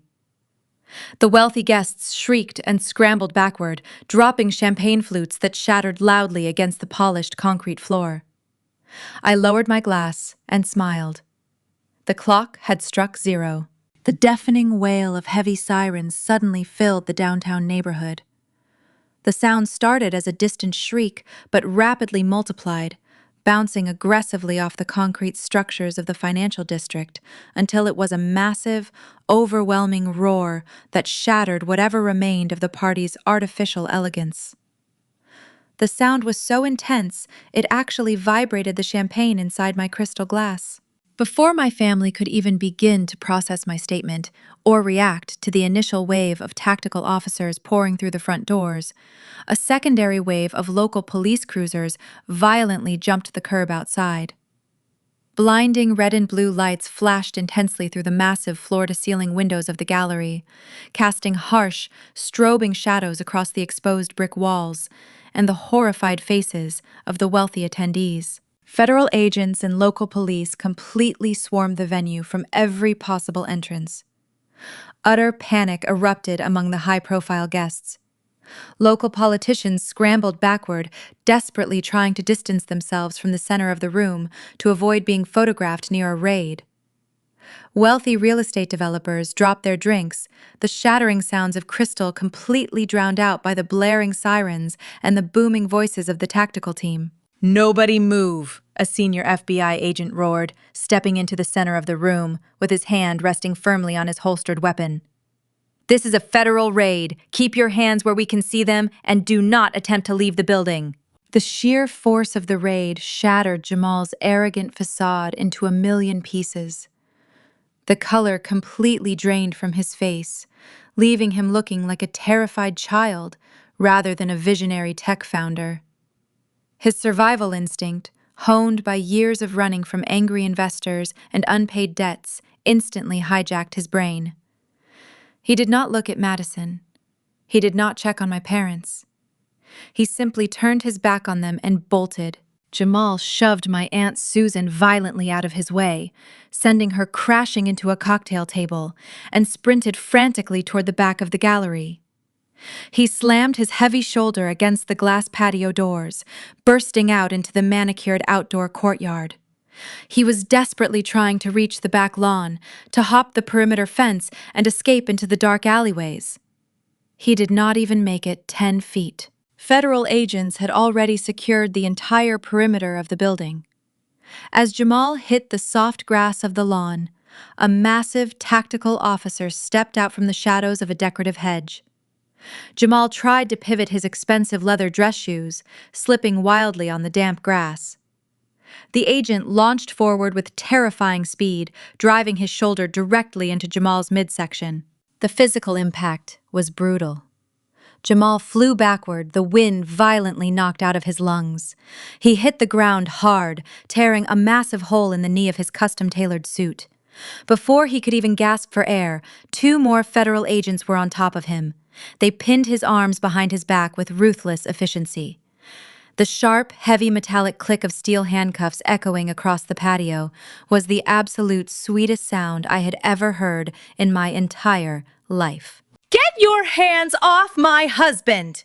Madison shrieked, her voice cracking with pure hysteria. She tried to run toward the open patio doors, completely blinded by panic. She tripped over the hem of her highly sequined emerald evening gown and stumbled to her knees. "Do you know who we are? You are making a massive mistake. He is a millionaire." The senior agent who had secured the main floor ignored her entirely. He pulled a thick stack of folded documents from the inside pocket of his tactical windbreaker. He looked down at my screaming sister on the floor and then turned his cold gaze toward my father, who was standing frozen in absolute terror. "Richard and Patricia Miller," the senior agent asked, his voice cutting cleanly through the chaotic murmurs of the trapped guests. My father tried to speak, but his voice completely failed him. He swallowed hard, his face turning a sickening shade of pale gray. "Yes," Richard finally managed to squeak out, attempting to project a tiny fraction of his usual authority. "I am Richard Miller. I demand to know the meaning of this outrage. We are hosting a private corporate event." The agent unspooled the documents. "I have a federal warrant for your arrest, Richard Miller," the agent stated loudly, ensuring every single local politician and extended family member heard the exact charges. "I also have federal arrest warrants for Patricia Miller and Jamal Vance. You are all being charged with aggravated identity theft, interstate wire fraud, conspiracy to commit bank fraud, and operating an illegal financial scheme." Patricia let out a high-pitched, strangled gasp. Her eyes rolled to the back of her head, and she collapsed entirely, her knees buckling beneath her. She hit the polished concrete floor in a heap of stolen designer fabric and fake pearl necklaces. Not a single person rushed to help her. The wealthy attendees physically backed away, treating my parents like they were highly infectious. "This is a terrible misunderstanding," Richard pleaded, his arrogance completely evaporating into desperate, pathetic whining. "My son-in-law handles all the finances. We simply signed some paperwork to help his business. We do not have anything to do with any fraud." The senior agent signaled to two approaching officers. "You can explain your business arrangements to the federal prosecutor," the agent said dismissively. "Cuff them." The officers moved in rapidly. They hoisted my sobbing mother off the floor and roughly pulled her arms behind her back. Richard tried to resist for a fraction of a second, puffing out his chest out of pure habit, but the officer simply grabbed his wrist and twisted it painfully backward. The handcuffs snapped shut around my father's wrists, securing him instantly. Through the open patio doors, two agents dragged Jamal back into the main gallery space. His expensive suit was covered in grass stains and wet dirt. His hair was a chaotic mess, and tears of pure terror were streaming down his face. He looked directly at me. I was still standing perfectly still near the entrance, holding my crystal champagne flute, watching the absolute destruction of their lives. "You did this?" Jamal screamed, thrashing against the iron grip of the federal agents. He spit in my direction, his face twisted in feral rage. "You set us up, you absolute psycho! Tell them the truth! Tell them you authorized the loan!" The entire room turned to look at me in my immaculate charcoal suit. The local elites, the extended relatives who had mocked me, and the tactical officers all waited for my response. I took another slow, deliberate sip of my champagne. "I have absolutely no idea what he is talking about," I said clearly, projecting my voice so it carried across the silent room. "I am just a simple corporate drone who shuffles boxes around for a paycheck." Aunt Susan gasped, finally connecting the dots. Cousin David looked at the floor in profound shame. The agents jerked Jamal forward, dragging him violently toward the front doors. My father was marched right behind him, his head bowed in absolute crushing defeat. Patricia was practically carried out her expensive heels, dragging along the floor as she wept uncontrollably. Madison was left kneeling alone on the gallery floor, clutching her ruined emerald gown. She looked around at the destroyed launch party, the shattered glass, and the horrified faces of the local elite she had desperately tried to impress. She looked at me, her eyes wide with total comprehension. She finally realized the depth of the grave they had dug for themselves, and she realized exactly who was holding the shovel. Madison shattered completely. The polished, elite socialite persona she had spent the last 2 months carefully cultivating on social media disintegrated in a matter of seconds. She dropped her ruined emerald gown and clawed at the polished concrete floor of the gallery, letting out a series of guttural, agonizing screams. Thick, black trails of expensive designer mascara ran rapidly down her cheeks, staining her neck and the heavily sequined bodice of her dress. She scrambled on her hands and knees toward the nearest group of country club wiveswomen she had gleefully drank imported champagne with just 10 minutes prior. "Please," Madison begged, grabbing the ankle of a wealthy real estate developer's wife. "You have to call a high-powered lawyer. They are making a massive mistake. My husband is a visionary. My parents are innocent." The wealthy woman looked down at Madison with an expression of pure, unadulterated revulsion. She violently kicked her foot free from Madison's desperate grasp and took 3 rapid steps backward. She did not offer a shred of help. She did not offer sympathy. Instead, she reached into her designer clutch, pulled out her sleek smartphone, and pressed record. It was a rapid domino effect. Within seconds, every single local politician, wealthy investor, and extended family member in the gallery had their phones raised high in the air. The harsh, bright flashes of digital cameras strobed through the room, capturing every pathetic second of my sister's total breakdown. They were securing the ultimate country club gossip. Madison Vance, the arrogant woman who had flaunted her sudden, inexplicable wealth across every social network, was now crawling on the dirty floor like a desperate animal, while her family was violently hauled away by federal agents. I stepped carefully around Madison, keeping my brand new black leather stilettos completely clear of her frantic, grasping hands. I walked out the heavy glass doors of the gallery and into the freezing night air to watch the final act of my meticulously designed play. The street outside was absolute chaos, illuminated by the aggressive sweeping red and blue lights of over a dozen federal and local law enforcement vehicles. A massive crowd of pedestrians had gathered behind a makeshift police barricade, drawn by the overwhelming tactical response in the middle of the downtown financial district. The wealthy gallery attendees had poured out onto the sidewalk behind me, their smartphones still actively recording every single second of the brutal public execution. The senior FBI agent had stopped Richard and Patricia right in the middle of the sidewalk, directly in front of the flashing lights of a specialized federal transport van. He was not giving them a quiet, respectful arrest. He was intentionally executing a highly public dismantling of their perceived authority, ensuring the high-profile witnesses understood the severe magnitude of the crimes committed. Richard Miller and Patricia Miller, the agent, announced, his voice booming over the chaotic street noise with absolute authority. "You are hereby placed under federal arrest. The charges are extensive and carrying mandatory federal sentencing. Conspiracy to commit interstate wire fraud, aggravated identity theft against an immediate family member, massive federal investor fraud, and operating an unlicensed financial syndicate." My mother let out another high-pitched, strangled sob, violently trying to hide her face from the dozens of glowing camera lenses pointed directly at her tear-stained cheeks. She tried to bury her face against my father's shoulder, but the tactical officers held them strictly apart, their heavy hands clamped firmly onto their upper arms. Her perfect, highly manicured country club reputation was completely annihilated.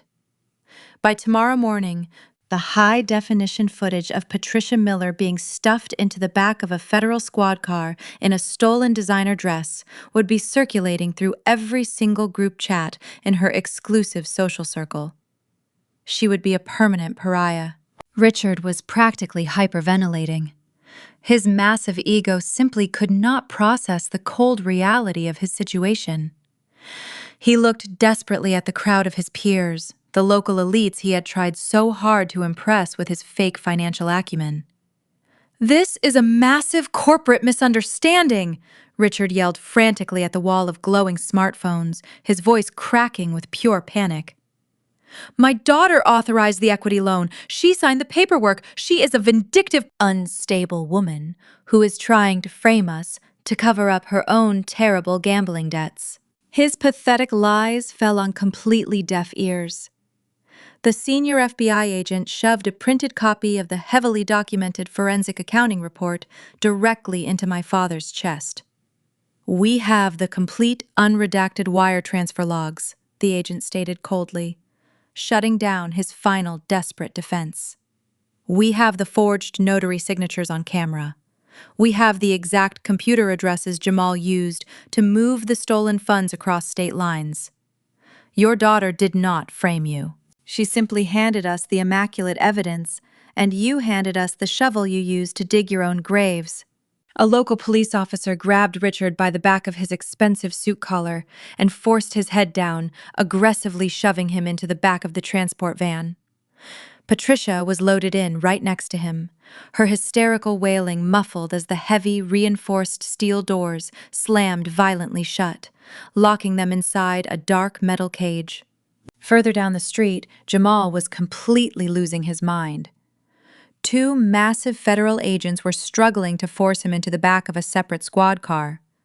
Jamal was kicking the side of the vehicle, denting the reinforced door panel, while screaming absolute profanities into the freezing night air.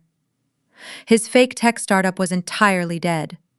His regional Ponzi scheme had violently collapsed, and the angry early investors he had desperately tried to pay off with my stolen money were undoubtedly going to read his federal indictment in the morning paper.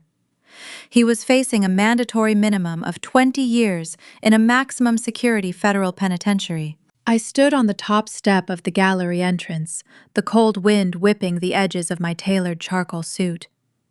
I felt absolutely no pity.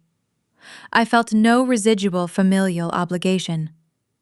I watched my abusers get hauled into the back of heavily armored squad cars with absolute cold satisfaction.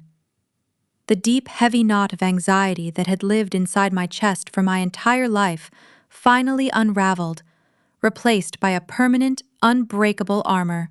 The transport van carrying my parents roared to life. The heavy engine revved, and the vehicle aggressively pulled away from the curb, joining a massive convoy of federal vehicles speeding off into the downtown traffic. The red and blue lights slowly faded away into the distance, leaving the street bathed in the harsh white glow of the city street lamps. Aunt Susan cautiously stepped up beside me on the concrete stairs. She looked completely terrified of me, her hands physically shaking as she clutched her small evening bag. "Lauren," she whispered, her voice trembling with absolute shock. "What is going to happen to them?" I turned my head slowly and looked my aunt dead in the eye. "They are going to federal prison, Susan," I replied, my voice projecting absolute, undeniable authority. "And the bank is going to permanently seize the house they bought with my stolen money tomorrow morning at 9 o'clock. I highly suggest you delete my phone number." I turned my back on her, walked confidently down the concrete steps and headed straight toward my car. The trap had worked perfectly, and the execution was absolutely complete. The months between the brutal nighttime raid and the actual federal trial moved with the ruthless efficiency of a well-oiled corporate machine. I returned to my corporate office, formally reclaimed my focus as director of supply chain, and watched from a safe, highly insulated distance as the federal justice system ground my family into fine dust. They were completely denied bail. The sheer scale of Jamal's financial crimes, coupled with the severe flight risk associated with massive amounts of stolen corporate funds, meant my parents and my brother-in-law spent the entire winter sitting in separate freezing cells at the county detention center. By the time the trial officially commenced in federal court the following spring, their arrogant country club facade had completely rotted away. The federal courthouse was a massive, imposing structure built of heavy white marble and dark oak panels. I sat in the very front row of the gallery every single day, wearing my tailored charcoal suit, projecting the absolute calm of a woman who had already won the war. Madison was sitting 2 rows behind me, looking incredibly gaunt and wearing a cheap off-the-rack dress. Her entire life had evaporated. The FBI had aggressively frozen all of her bank accounts, leaving her entirely destitute and relying on the begrudging, resentful charity of Aunt Susan. When the armed bailiff finally led Richard, Patricia, and Jamal into the courtroom, the physical toll of incarceration was undeniable. My father had lost 30 pounds, his custom suits hanging off his frame like garbage bags. My mother's perfectly dyed hair had grown out into stark, wiry gray. They looked incredibly small, terrified, and old. The federal prosecutor opened the highly publicized trial by outlining the exact, undeniable mechanics of the financial slaughter. He presented the forged home equity line of credit, the massive wire transfer logs, and the highly coordinated social media posts that proved they were actively living a luxury lifestyle on stolen capital. The evidence was absolutely airtight, but the fatal, crushing blow did not come from the government prosecution. It came directly from inside their own toxic circle. Jamal Vance, the man my parents had actively chosen over their own flesh and blood, was facing a minimum of 25 years in federal prison for operating an interstate Ponzi scheme. When confronted with the absolute certainty of spending the rest of his natural life in a maximum security facility, his fragile narcissistic ego completely collapsed. He did exactly what cornered cowards do when they are trapped. He desperately tried to save himself by feeding everyone else to the wolves. Jamal accepted a heavily conditional plea agreement and agreed to testify as a hostile witness against my parents. When he took the heavy wooden witness stand, he did not hesitate for a single second. He looked directly at the 12 members of the federal jury and systematically threw Richard and Patricia completely under the bus. Jamal testified under oath that he never once asked them to forge my signature. He claimed my parents came to him with the fraudulent equity loan already secured, masterminding the identity theft themselves because they deeply resented my corporate success and wanted to fund his business simply to spite me.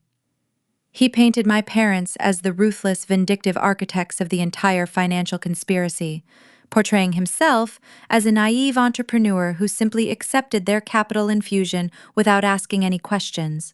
The courtroom instantly devolved into an absolute bloodbath.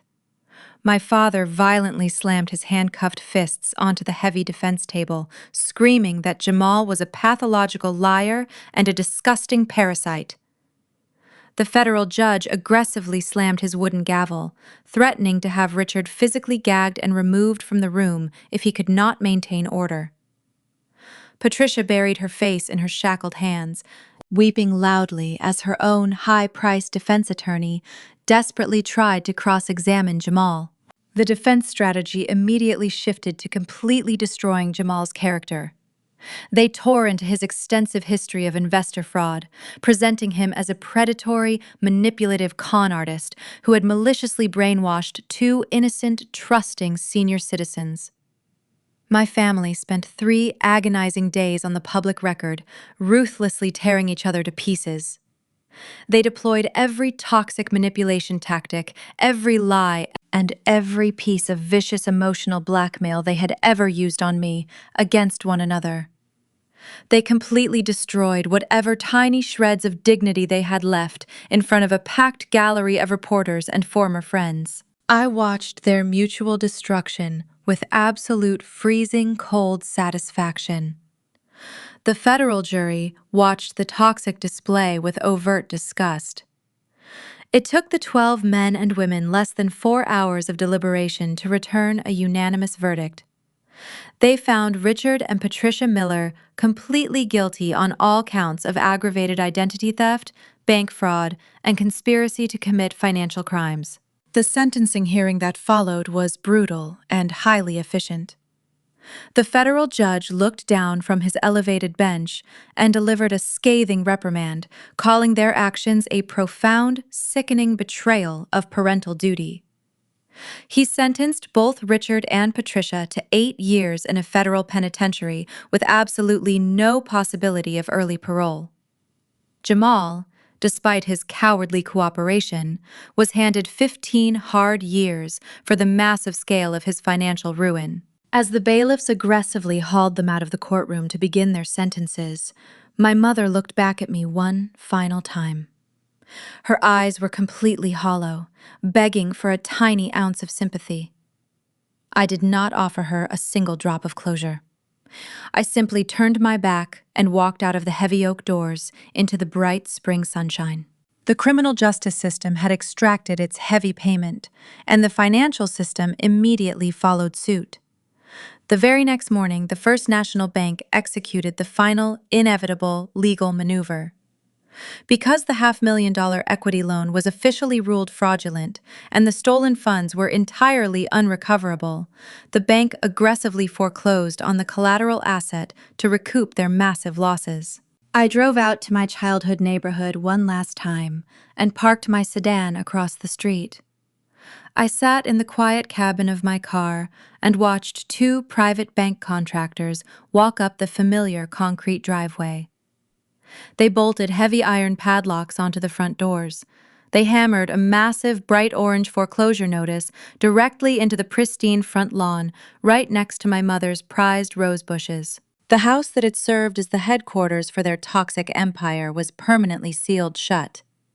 It was no longer a home. It was just another repossessed asset on a corporate balance sheet. I drove away from the neighborhood that afternoon and did not look in the rearview mirror.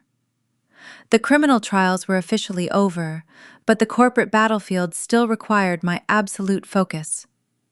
The federal convictions of Richard and Patricia Miller provided Attorney Davis with the ultimate leverage to completely dismantle the financial ruin they had left in my name. The process of untangling a $500,000 forged loan was complex, but we moved with ruthless, calculated efficiency. Davis immediately filed a massive civil lawsuit against First National Bank. The legal premise was absolutely undeniable. The bank had severely failed their primary fiduciary duty by allowing a mobile notary and a blatantly forged identification card to authorize a massive commercial equity line. The bank's internal legal team tried to stall, but Davis aggressively cornered them in a closed-door mediation session. He laid out the federal court transcripts, the criminal convictions of the primary account holders, and the direct proof of their gross negligence. To avoid a highly publicized, embarrassing civil trial that would severely damage their corporate reputation and alert their massive shareholder base to their internal security failures, the bank capitulated almost immediately. They entirely wiped the $450,000 debt from my record. They aggressively contacted all 3 major credit bureaus on my behalf, legally expunging every single missed payment and severe default notice generated by Jamal's fraudulent shell company. Within 6 weeks, my pristine credit score was entirely restored, as if the massive financial trauma had never occurred. But Davis was a financial shark, and he did not stop at mere credit restoration. He aggressively negotiated a massive tax-free civil settlement for the severe emotional distress, professional damages, and immense legal fees caused by the bank's sheer negligence. When the final settlement agreement was signed in the sterile conference room of his downtown office, I walked away with a certified cashier's check for $350,000. My abusers were currently rotting in separate federal penitentiaries, and their catastrophic failure had inadvertently accelerated my own financial independence by a full decade. Meanwhile, the house on Elm Street sat completely abandoned. The heavy iron padlocks rusted in the heavy summer rain. The pristine front lawn, previously obsessed over by my mother, grew wildly out of control, choking out her prized rose bushes and covering the concrete walkways in thick, invasive weeds. The bright orange foreclosure notice slowly faded in the harsh sun. The property quickly became a massive neighborhood eyesore, a daily, unavoidable reminder to the local country club elites of the Miller family's spectacular, highly public downfall. By late autumn, First National Bank finally listed the foreclosed property for public auction. They desperately wanted to liquidate the toxic asset as quickly as possible to clear it off their internal ledgers before the fiscal year ended. Because of the highly publicized federal raid, the property carried a severe social stigma. The bank priced it at a steep, aggressive discount, hoping to attract quick cash buyers or faceless real estate developers who did not care about the criminal history attached to the address. They had absolutely no idea they were selling it directly to me. I did not attend the public county auction in person. I did not want my name anywhere near the public transaction records, and I certainly did not want the local gossips knowing my next move. Instead, I directed Attorney Davis to establish a heavily shielded, anonymous limited liability company based out of a neighboring state. I named the holding company Ironclad Logistics. I transferred the massive bank settlement, along with a significant portion of my own accumulated corporate savings, directly into the corporate operating account. When the auction officially opened on a crisp Tuesday morning, my anonymous legal proxy placed a single, overwhelming cash bid that immediately crushed all local competition. The bank eagerly accepted the cash offer, entirely unaware that the massive settlement money they had just paid me was being used to purchase the exact collateral asset they had seized from my parents. It was a perfectly closed loop of absolute financial dominance. The bank had paid me to buy my own stolen legacy. 30 days later, the heavy paperwork cleared escrow, and the property deed was officially recorded in the county registry under my anonymous company. I was no longer a tenant in my childhood home. I was no longer the discarded, ungrateful daughter paying rent to parents who deeply despised her. The property, the land, and the physical structure, legally, undeniably, and permanently, belonged solely to me. I drove back to the neighborhood on a quiet Friday afternoon. The sky was deeply overcast, casting a cool slate-gray light over the suburban street. I parked my luxury sedan directly in the center of the concrete driveway and turned off the engine. I stepped out of the car, feeling the deeply satisfying crunch of dead autumn leaves beneath my black leather boots. I walked up to the heavy front doors, carrying a heavy metal bolt cutter and a brand new set of brass keys. I snapped the rusted iron padlocks off the door handles with a sharp, violent crack. The heavy chains fell to the concrete porch, sounding exactly like shackles hitting a prison floor. I inserted my new key into the deadbolt, turned it firmly, and pushed the heavy oak doors open. The interior of the house was completely silent and entirely stripped of its former artificial glory. The federal authorities had seized all the luxury furniture, the expensive art, and the newly purchased diamond jewelry to auction off for victim restitution. The massive living room where they had publicly humiliated me during the disastrous launch party was entirely empty. The expensive hardwood floors were covered in a thin, undisturbed layer of dust. The only sound was the faint hum of the central air conditioning system kicking on. I walked slowly through the empty rooms, my precise footsteps echoing sharply off the bare walls. I walked into the massive master bedroom, where Richard and Patricia had plotted my financial ruin. I walked into the formal dining room, where Jamal had likely mapped out his desperate Ponzi scheme. Finally, I walked upstairs and stood in the exact center of my old childhood bedroom. This was the room my parents had callously given to Madison, simply to force me out into the cold, sparking the entire war. I stood by the window and looked out over the overgrown, untamed backyard. The war was officially over. I had systematically dismantled their toxic empire, secured my absolute freedom, and claimed the ultimate physical prize. I owned the battlefield. Now it was time to decide exactly what to do with the spoils. I spent the next 3 months ruthlessly erasing every single physical trace of my parents from the property. I did not simply renovate the house. I aggressively performed an absolute corporate restructuring of the entire estate. I hired a ruthless crew of commercial contractors and instructed them to completely gut the interior down to the wooden studs. They violently ripped out my mother's tacky imported floral wallpaper and smashed the expensive Italian porcelain tiles she had constantly bragged about at her exclusive country club. They took heavy steel sledgehammers to the custom-built walk-in closet she had eagerly purchased with my stolen credit. I wanted the heavy, suffocating energy of the people who had tried to destroy me completely eradicated from the premises. By the middle of November, the massive house had been permanently transformed into a sleek, ultra-modern fortress of polished gray concrete, dark industrial steel, and stark white walls. The space finally reflected my absolute authority. It was no longer a monument to their toxic fraud. It was a permanent monument to my absolute, undeniable victory. It was a brutally freezing Tuesday evening when a massive coastal storm rolled into the city. Freezing rain lashed violently against the brand-new floor-to-ceiling windows of my massive living room. I was sitting alone on an imported slate-gray Italian leather sofa, calmly reviewing the final quarterly logistics reports from my supply chain division on my digital tablet. I was completely at peace, deeply enjoying the profound, unbroken silence of my new fortress. Then, the heavy brass doorbell echoed sharply through the empty hallways, violently shattering the quiet. I frowned aggressively, locking my tablet and glancing at the digital security panel mounted on the steel wall. I was not expecting any late corporate deliveries, and the specialized contractors had all left hours ago.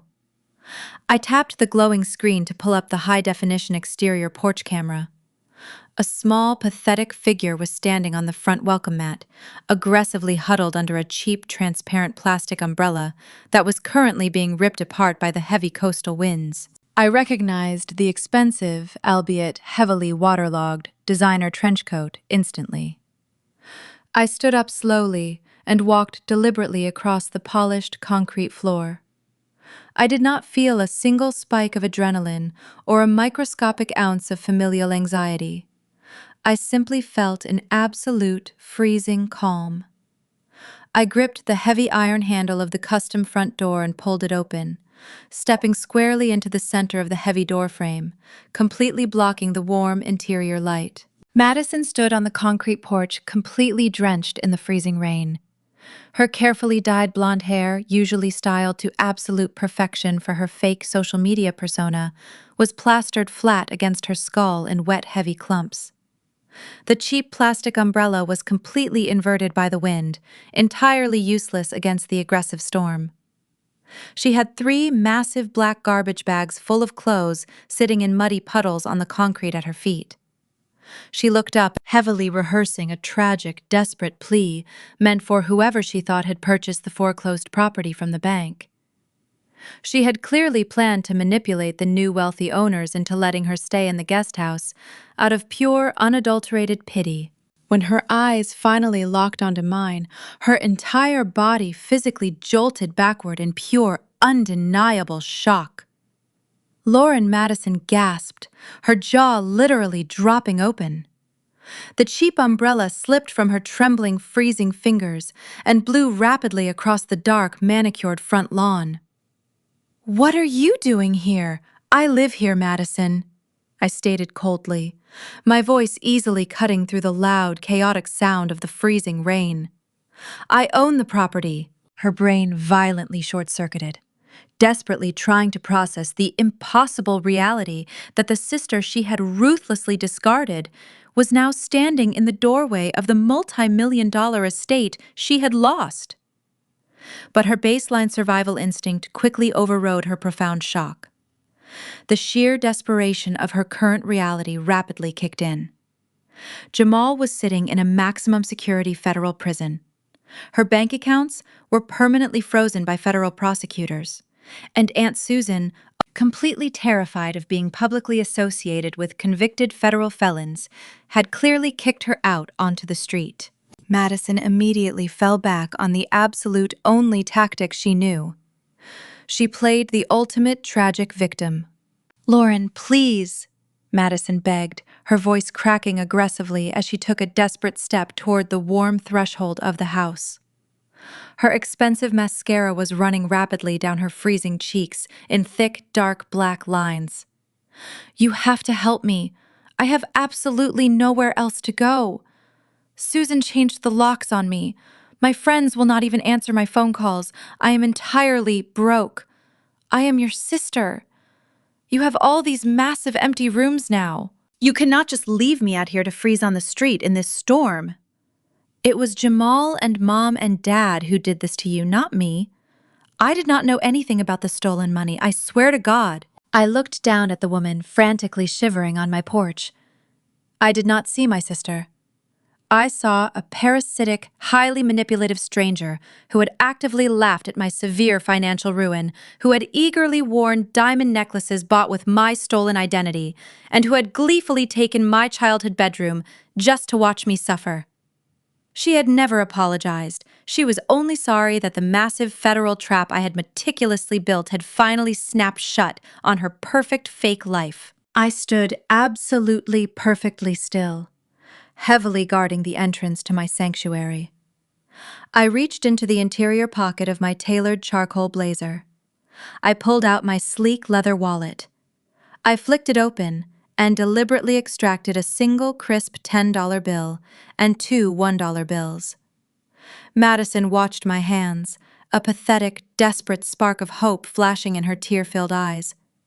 She actually thought I was going to hand her the keys to the guest suite. "Do you remember the night you proudly moved your expensive luggage into my bedroom?" I asked, my voice completely devoid of any human emotion, echoing like a judge reading a final sentence. "Do you remember standing right there in the hallway, laughing with our mother while they told me I had exactly 3 days to pack my entire life into cardboard boxes and get out of this house?" Madison swallowed hard, her wet, shivering shoulders physically shrinking under my intense, unwavering gaze. "Lauren, please. We are family. We can start over," she whimpered pitifully. When I walked out of these front doors that night, I looked directly into Madison's desperate eyes. I had exactly $12 in my checking account. My credit was destroyed, my identity was entirely compromised, and I was completely homeless.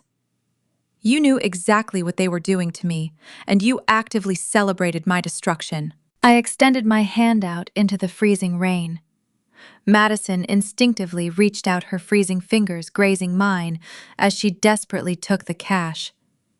She looked down at the $12 in her hand, absolute crushing confusion washing over her wet, ruined face. "That is exactly what you left me with," I stated, my voice echoing with final, absolute authority over the storm. "Now you know exactly what it feels like."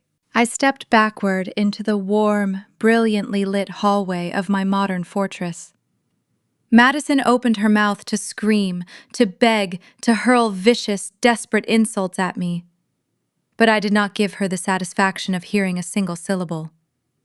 I grabbed the heavy iron handle of the solid oak door and slammed it violently shut directly in her face.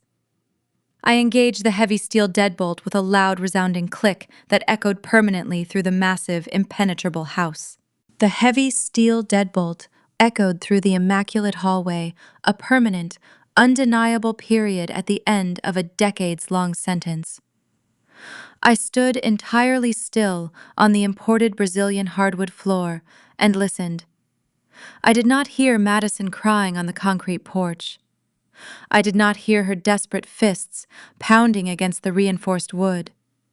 I only heard the rhythmic, powerful drumming of the coastal storm, lashing aggressively against the floor-to-ceiling glass panels of my home. The house was entirely mine, and the silence that followed the locking of that door was not empty. It was the heavy, profoundly satisfying silence of total, unmitigated victory. I walked slowly away from the front entrance, leaving the freezing rain and my sister's pathetic desperation entirely behind me in the dark. I moved through the massive, ultra-modern living room, the space completely stripped of my mother's suffocating floral aesthetic and my father's arrogant leather furniture. But as I passed the grand central staircase, my eyes caught a small, heavily scuffed cardboard box shoved deep underneath the lowest wooden step. The private construction crew must have missed it when they aggressively gutted the interior walls last month. I reached down, pulled the heavy box out into the light, and ripped off the brittle packing tape. Inside was a dense collection of framed family photographs that my mother had hastily packed away before the federal raid. I pulled them out one by one. Richard and Patricia smiling fiercely at a country club charity gala entirely funded by stolen corporate capital. Jamal and Madison raising crystal champagne flutes on a chartered yacht celebrating a fraudulent tech launch. A heavily staged, massive family portrait of the four of them, standing right in front of this very house, completely excluding me from the frame. They were glossy, high-definition lies, actively masking a rotting core of systemic financial abuse. I picked up the heavy cardboard box and carried it directly into the main study. The room featured a massive floor-to-ceiling stone fireplace that the specialized contractors had meticulously restored to working order. I stacked a heavy pile of dry birch wood onto the iron grate, struck a long wooden match, and watched the flames aggressively catch the kindling. I did not throw the box in all at once. I wanted to deeply enjoy the absolute finality of the process. I pulled out the heavy portrait of Jamal and Madison first. I violently smashed the wooden frame against the thick stone hearth, pulled out the glossy photograph, and dropped it directly into the roaring fire. The toxic chemicals in the photo paper hissed aggressively, curling the edges until their smug, arrogant faces were completely devoured by the bright orange flames. I systematically dismantled every single frame. I fed my father's arrogant corporate headshots and my mother's fake country club memories to the fire until there was absolutely nothing left but a pile of glowing gray ash. The last remaining physical evidence of their existence in this house and in my life was entirely eradicated. I dusted my hands off and walked over to my massive drafting table set up by the expansive bay windows. The storm was still raging outside, but inside, the heavy fire cast a warm, brilliant glow across my architectural blueprints. I picked up my digital stylus and began to sketch the final structural modifications for the property. I permanently turned my mother's former formal dining room into a high-tech industrial home gym. I converted my father's old private study into a massive, heavily insulated personal library and workspace. And I completely redesigned the backyard, planning a sleek, geometric lap pool to completely rip out and replace the overgrown rose bushes they had obsessed over. Every single stroke of my digital pen was an aggressive act of reclamation. I was not just remodeling a foreclosed house. I was meticulously engineering my own absolute, undeniable sanctuary. I set the stylus down and looked out at the rain-slicked streets of the downtown financial district visible in the far distance. The cycle of systemic financial and emotional abuse that had defined my entire existence was permanently broken. Richard and Patricia were currently eating state-mandated rations on metal trays in separate federal penitentiaries, completely stripped of their wealth and social standing.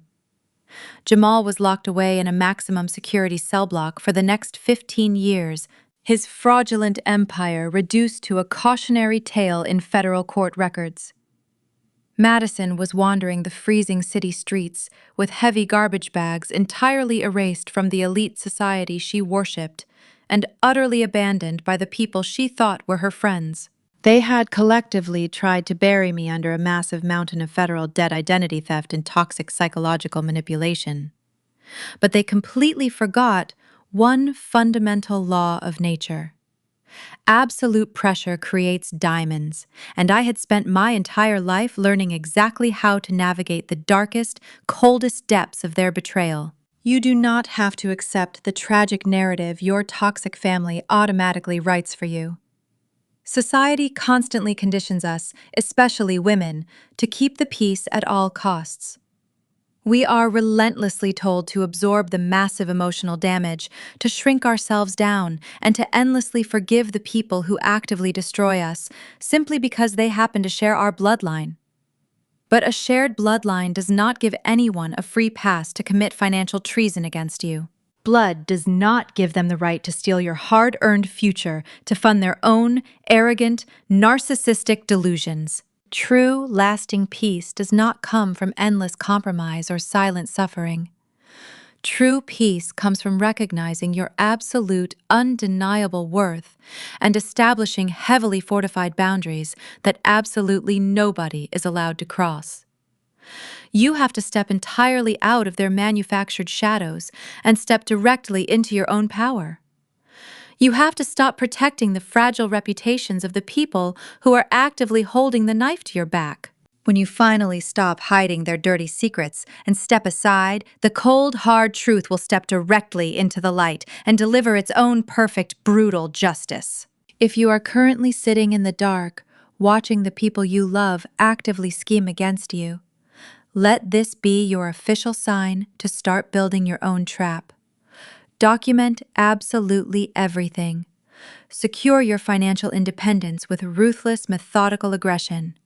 And never, ever let them convince you that you are the villain for simply surviving the war they started. Tell us your story of breaking free in the comments below, and hit subscribe to join a massive growing community of strong, independent people who absolutely refuse to be silenced.